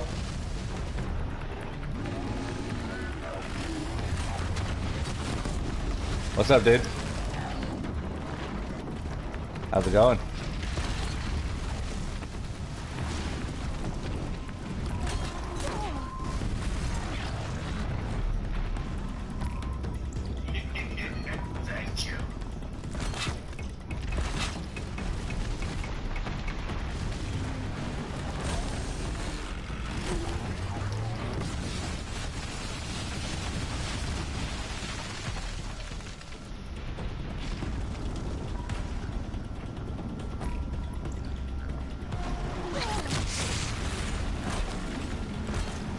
Oh yeah?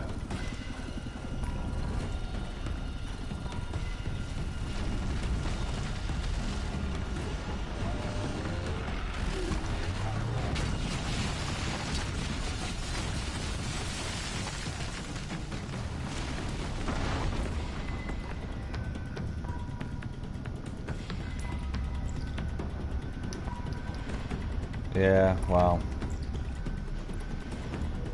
It's like my nana and my mom used to tell me, dude. I'm a survivor.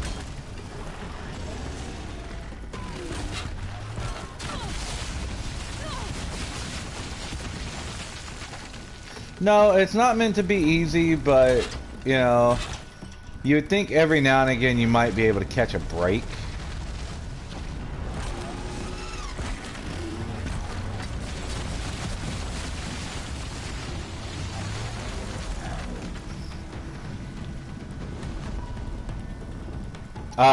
I don't think there'll be an issue because at that point all they can do is just put it down as a voluntary repossession because I'm bringing it back to them.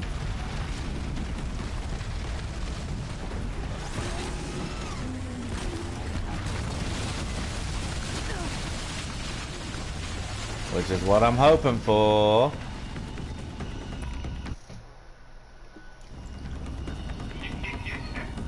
Hang on a second, I'm getting text messages, which could be from my boss.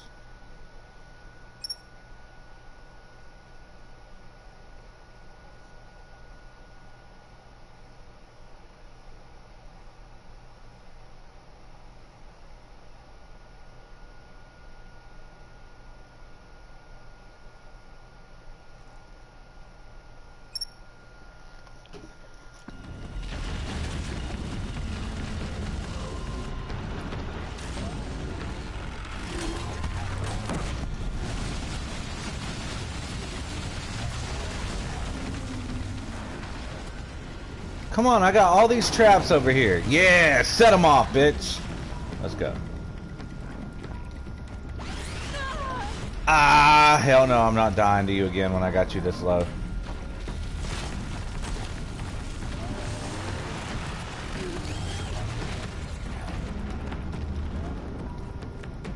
I had to find a way to cheat this damn game.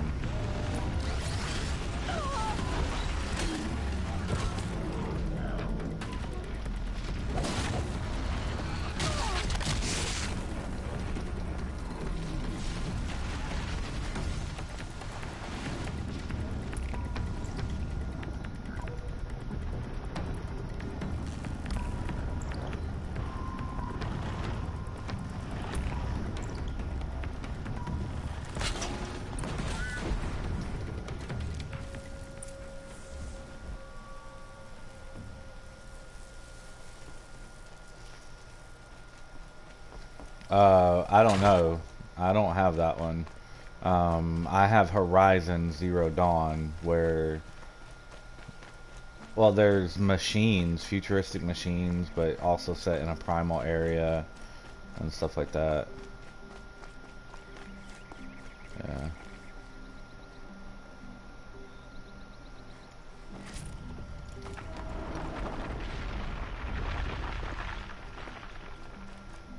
No, the one you're talking about is a new game that came out. They're coming out with a or they may already have. I don't know. I don't think they've come out with it yet. Horizon Forbidden West is the sequel to this one right here. Yeah. Blaze. Enough for quite a blast.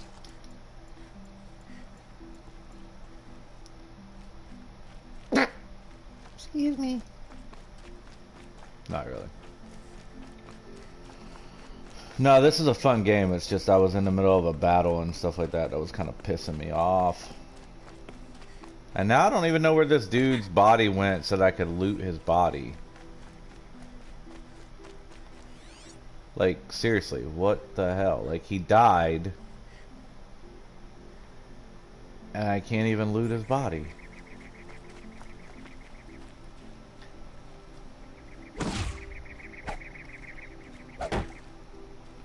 What the hell is up with that, man? Like, how are you gonna put me in a fight with something that major, and then all of a sudden now I can't even loot the body?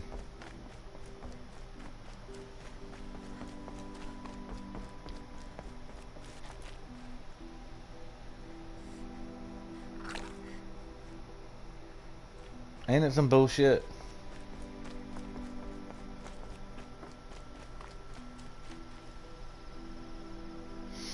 But yeah, dude, I deal with what I gotta deal with, man.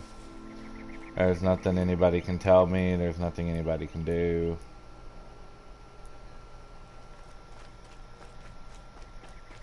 Huh.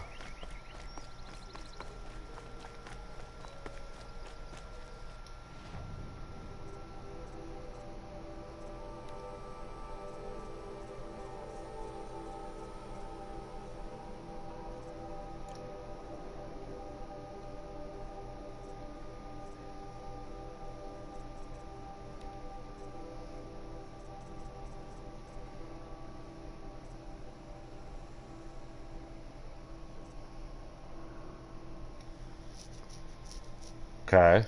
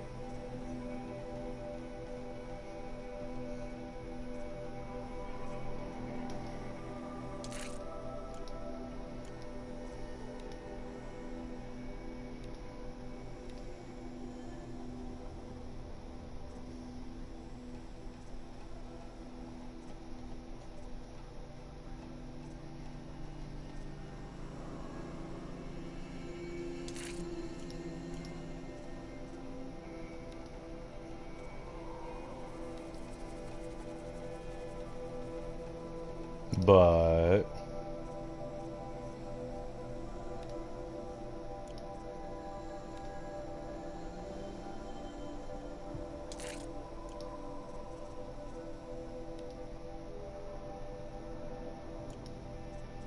okay.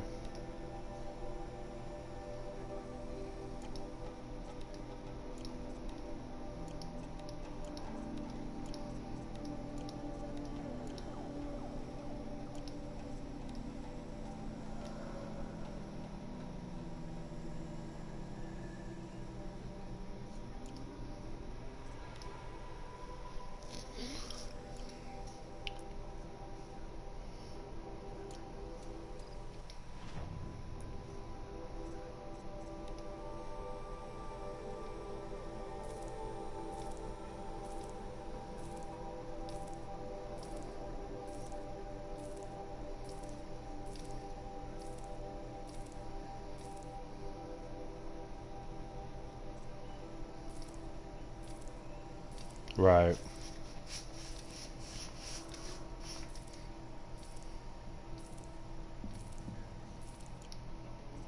Right.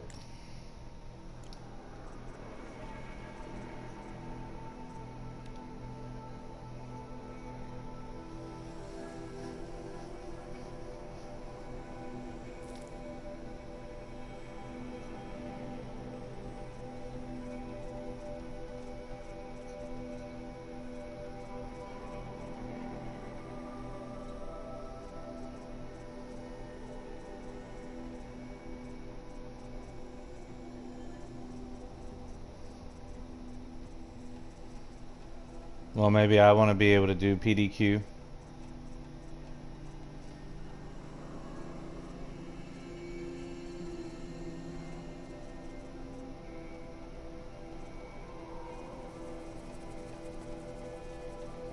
Is it a sausage fest?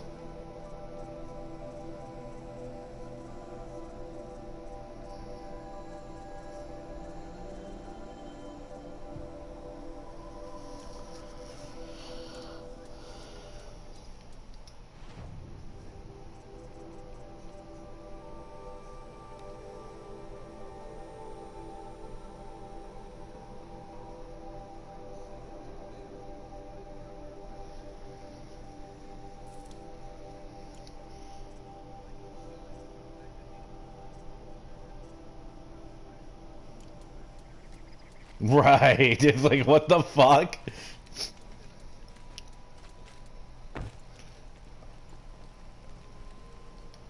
Wow.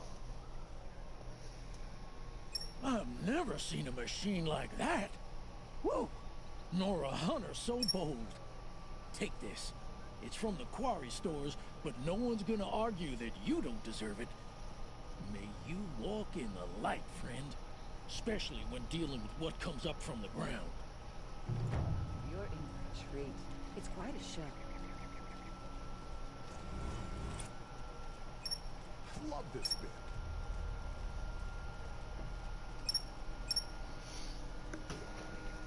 The ceasefire has to be a trick. The Carja in Shadow will break it when it suits him.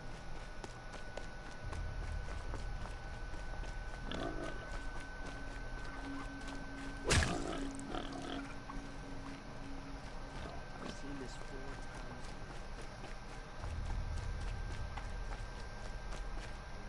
times.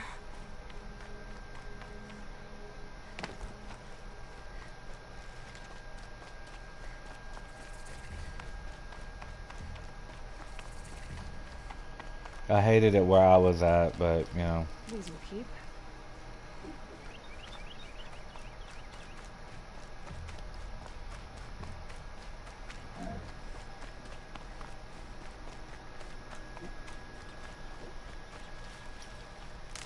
Yeah, if you're gonna make something difficult for someone, then don't get mad whenever the real thing happens.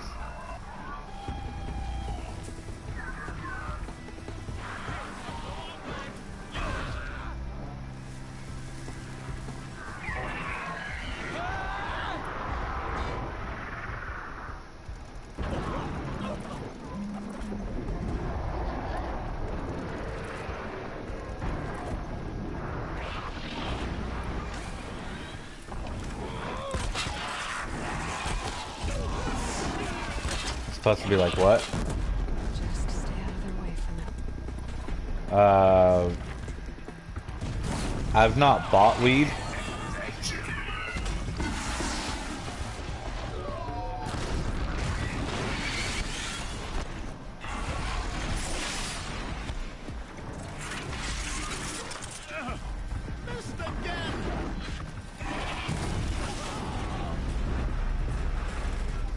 Okay.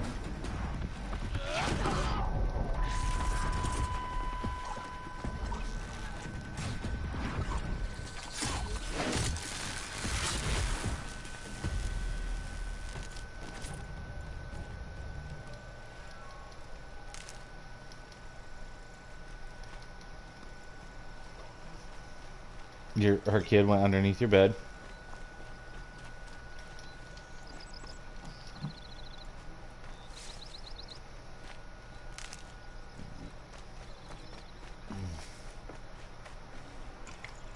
Look at this. Thank you.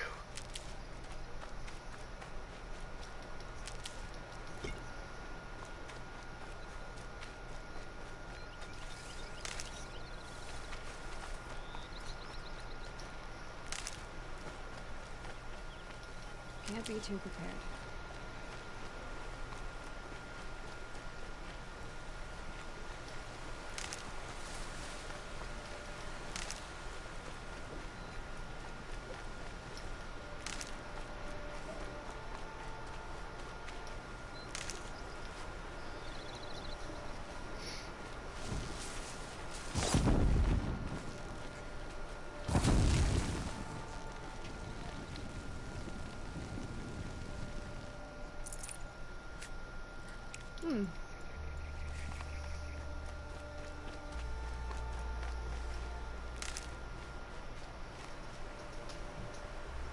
Yeah.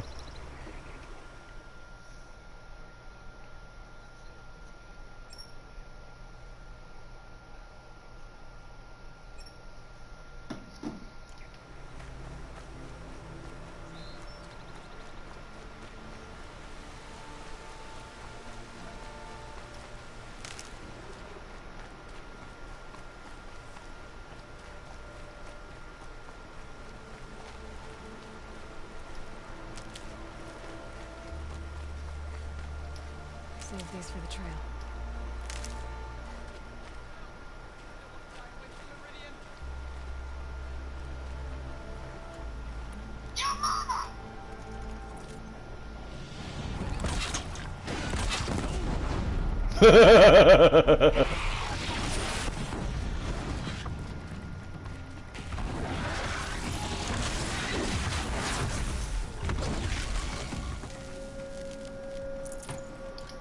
So basically, you got yourself into a really big bind. May I have your attention just for a moment? Nora, a moment of your time, please. Oh!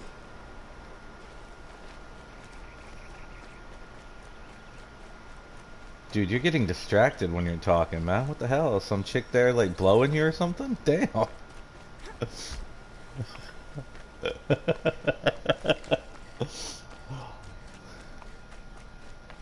Yeah, but you're like the way that you're like falling out of like your conversation, it sounds like, oh yeah, that's but anyway, you know, and damn, all right.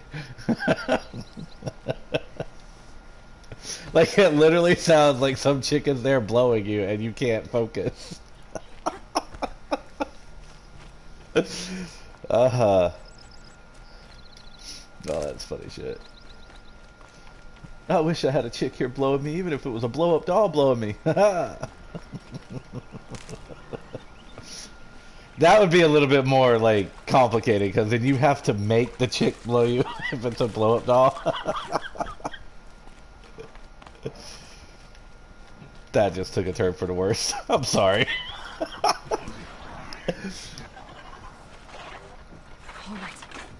Oh, fuck. I've been spotted. Come at me, bro. How did that feel? Got it great?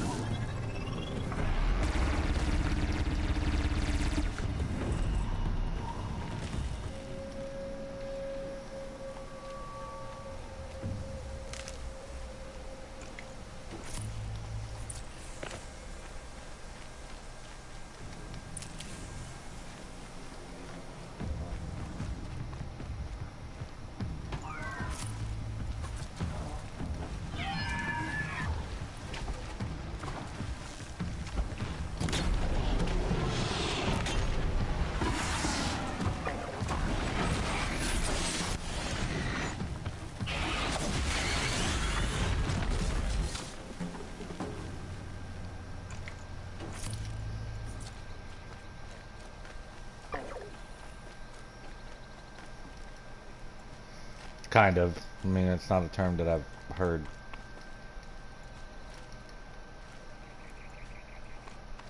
Yeah.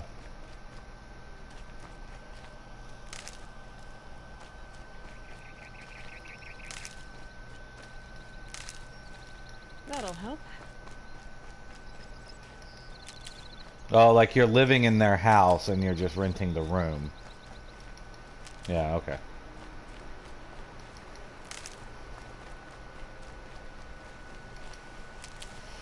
Yeah, well, I have my own place. I was looking for a roommate and stuff like that because the girl that's pregnant was going to come and stay here and have her room, and I'd have my room and stuff like that. And there's a third bedroom for when the kiddos come to visit or whatnot. But she's saying that she's not going to move in here right now, and so I'm pretty much here by myself. Now, granted, I can afford this place on my own with the internet, the power, the water, but it's just easier if you have a roommate.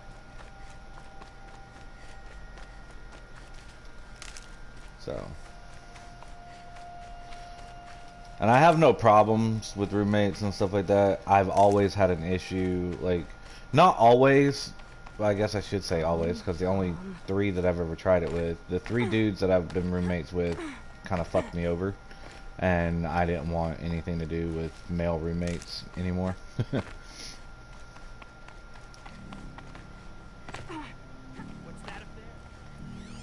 But I'm not opposed to roommates, period.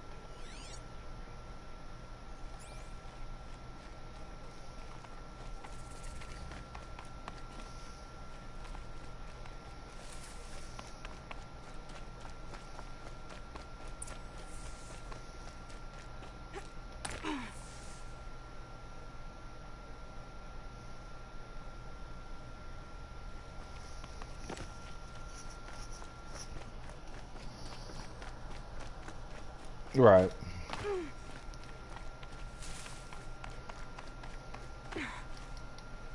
Oh no, my job that I have, I'm a manager at Subway, and I have 8 black women. I'm the only white dude.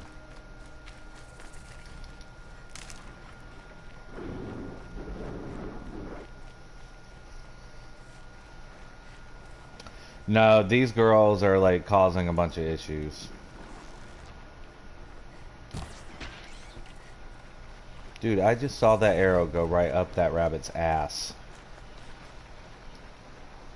Fresh as it comes. That was like totally awesome.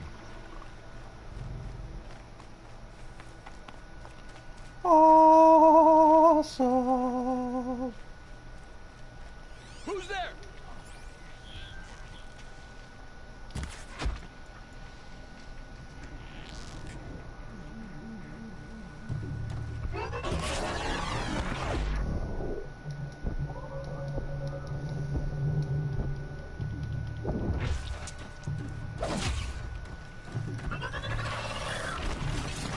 What?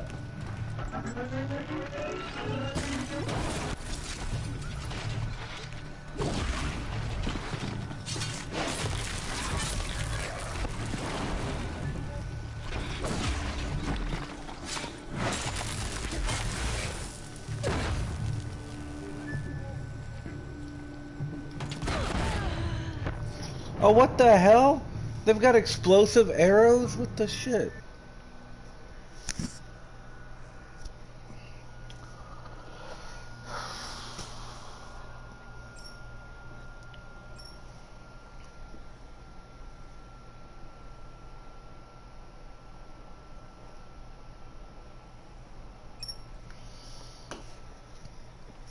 Yeah.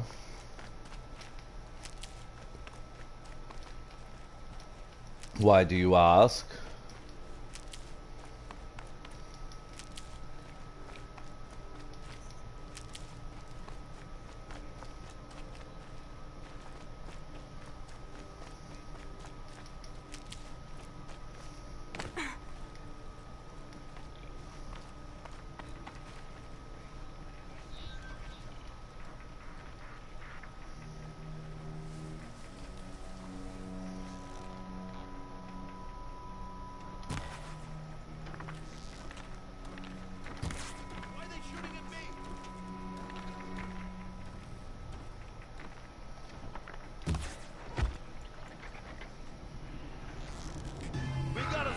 Over here.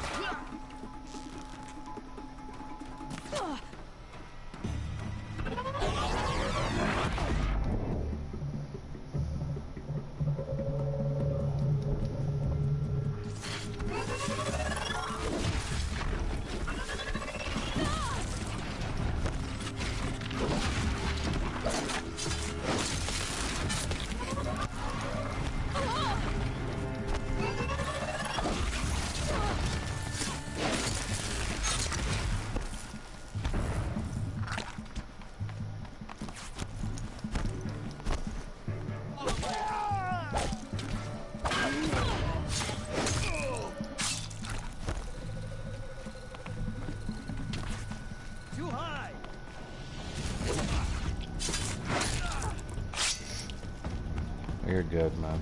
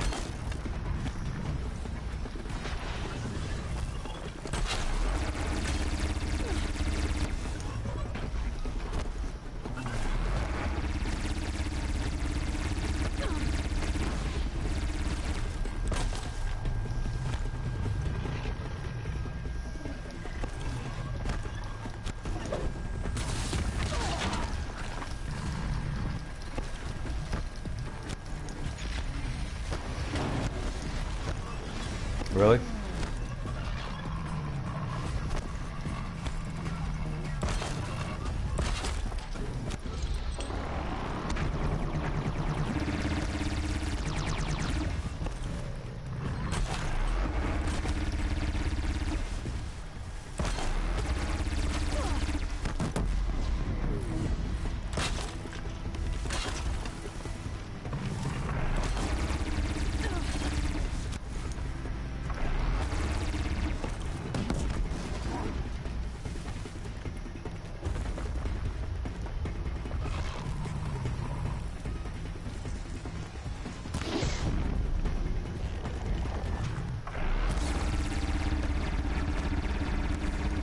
God dang, man.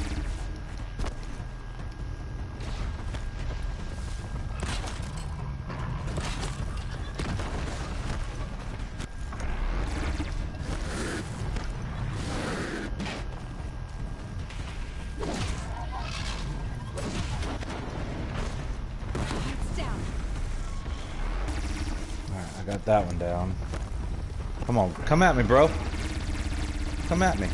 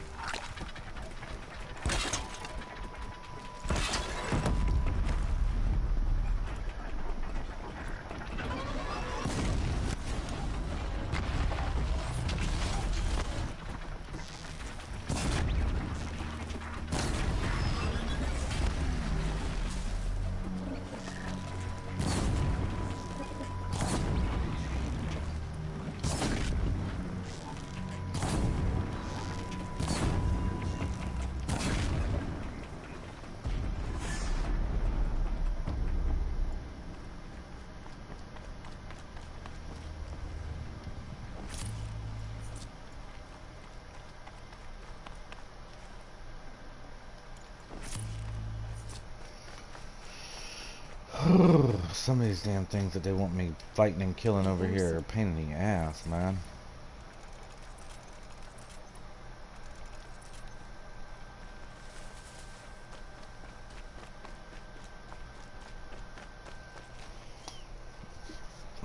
I gotta keep an eye on my time. I got 2 more hours before I have to start getting dressed and get ready for work.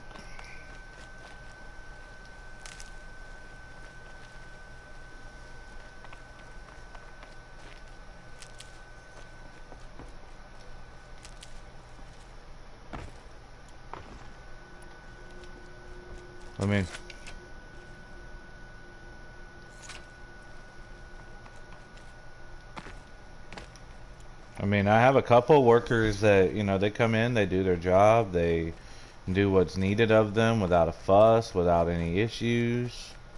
And then I have other girls that come in there and they're late.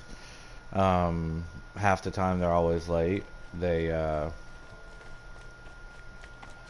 I've got one girl that every time I put her on a night shift, she calls in, doesn't come in there.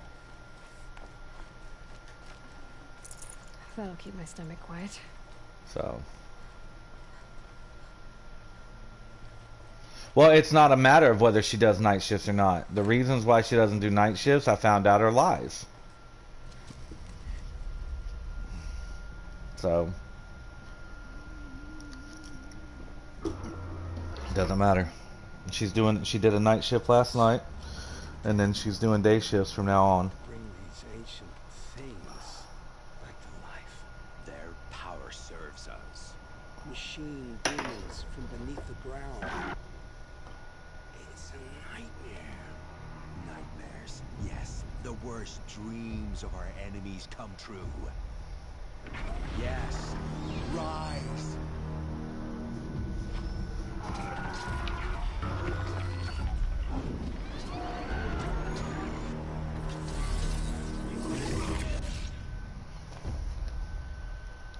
I'm gonna get to a save point after this little cutscene right here, and then I'm probably gonna turn it off for the night or for the day and watch a movie or something. So much for catching him alone. These things will destroy us all. They Do what? only destroy our enemies and bring us back the lands that were taken.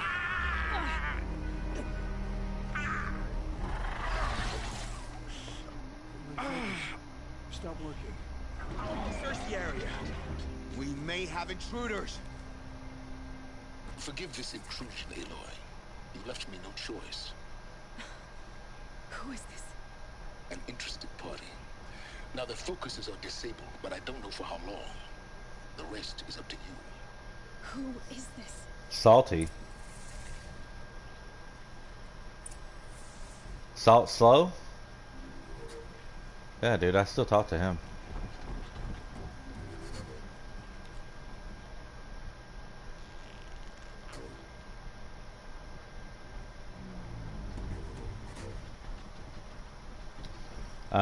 He's actually living in the house with the chick that he was dating, but she didn't want to be in a relationship with him. And he's actually going through some really crazy bullshit right now.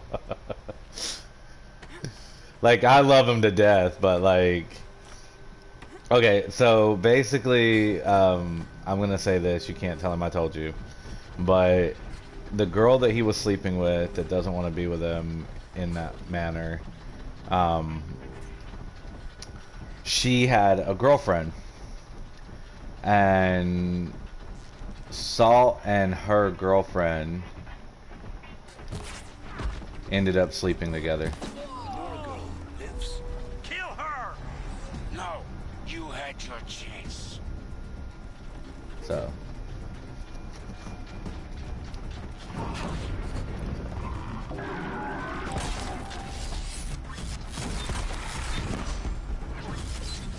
I don't know, and I don't care. It ain't my problem, so there.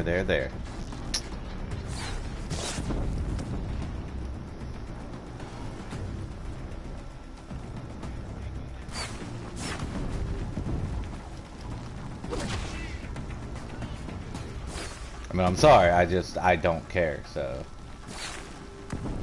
I mean, it's whatever him and her decide to do. That's between them. I'm not getting in it.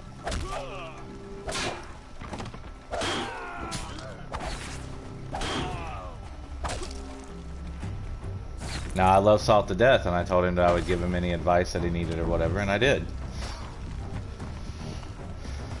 But the girlfriend of the ex told Salt that she was in love with him and wanted, like, to get an RV and run away together. Like, seriously?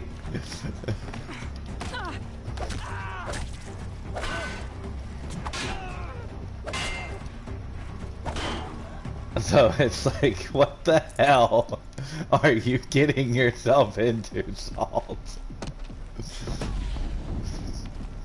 I love him to death, though, like I said. Salt is one of my bestest friends that I have now, so.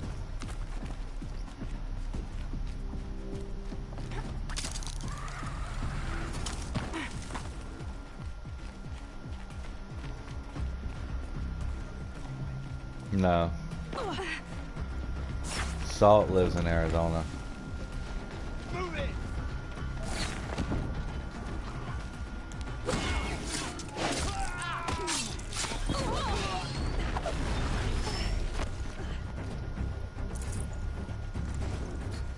You cannot.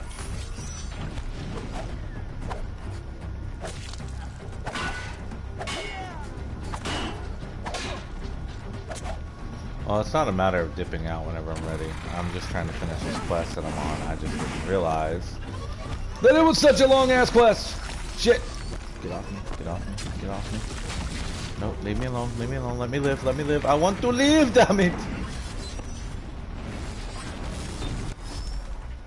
You know, usually when somebody says they want to live, you leave them alone.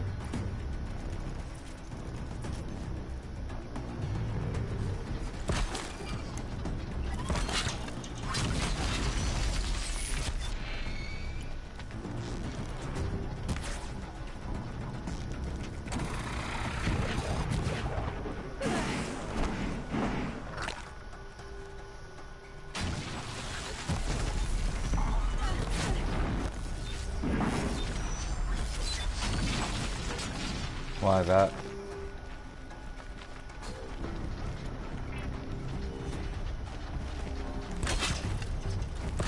Sure, you got more game than I do.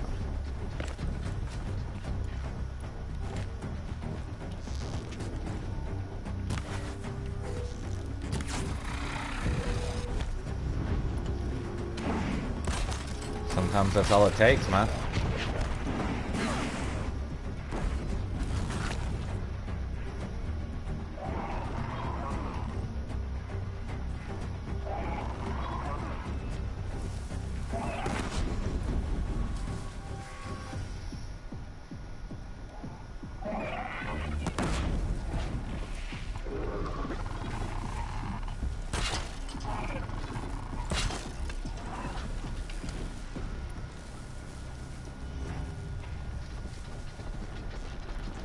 Their attention.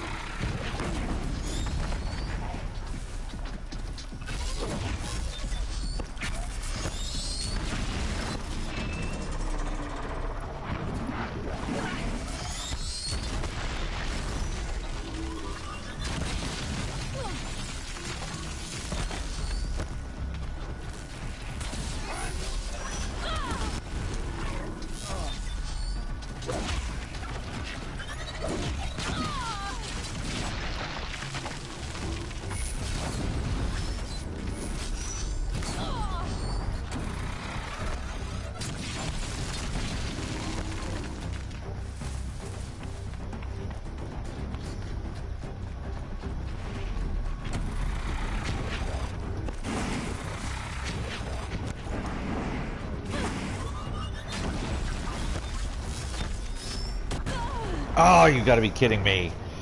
Now it's gonna make me go back through all of that, and I killed everything there but one. Sore shit. Yeah.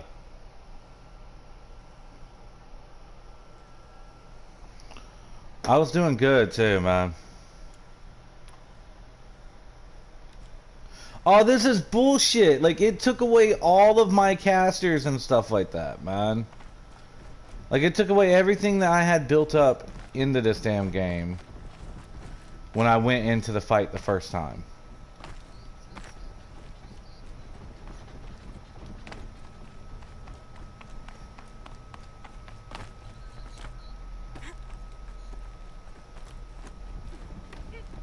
Dude, these things are hard to kill, man.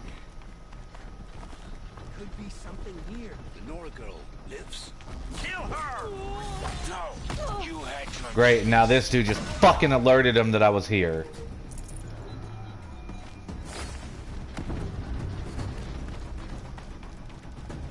Push harder!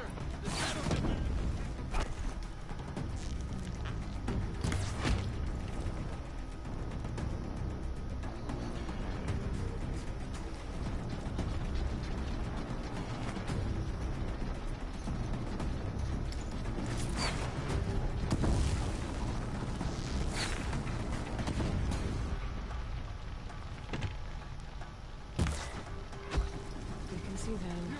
I can't see them.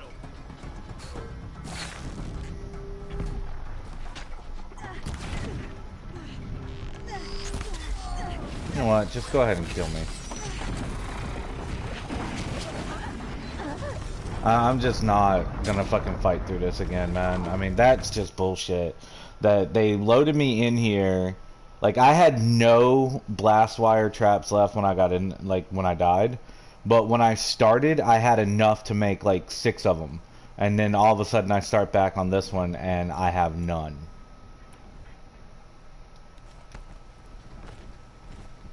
Now, I'm sorry. If they're going to, like, start you from where you died and stuff like that, that's one thing. But give people the shit that they had when you start them back where they died. Or start them back where they had it when they killed everything there except for the one. Then just have the one there that they gotta fight with. But to take everything from someone after they just busted their ass doing all of that, and then expect them to be able to do it again with less than what they started with, that's just fucking ridiculous. Like, they even took all of my potions away. I started with 5 potions when I went in there, health potions. And they started me back with none.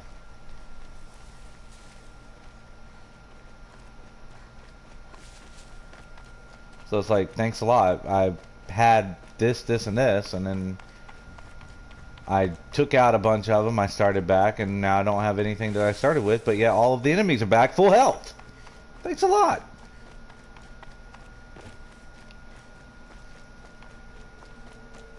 So now I have to go and gather up the stuff that I need again. And I just don't feel like doing it. So I'm going to go to this campfire over here, save my game, and turn it off and watch a show or something.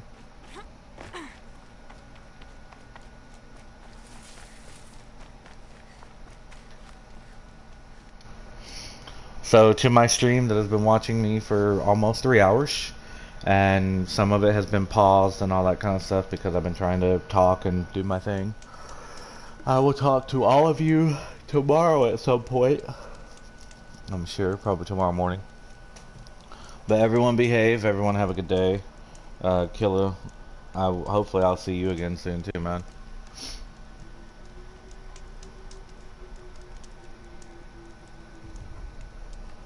Oh, I'm going tomorrow. I get paid tomorrow. I'm going tomorrow to give them 500 down, and I get to find out from there if they're going to be able to help me or not. Alright, dude.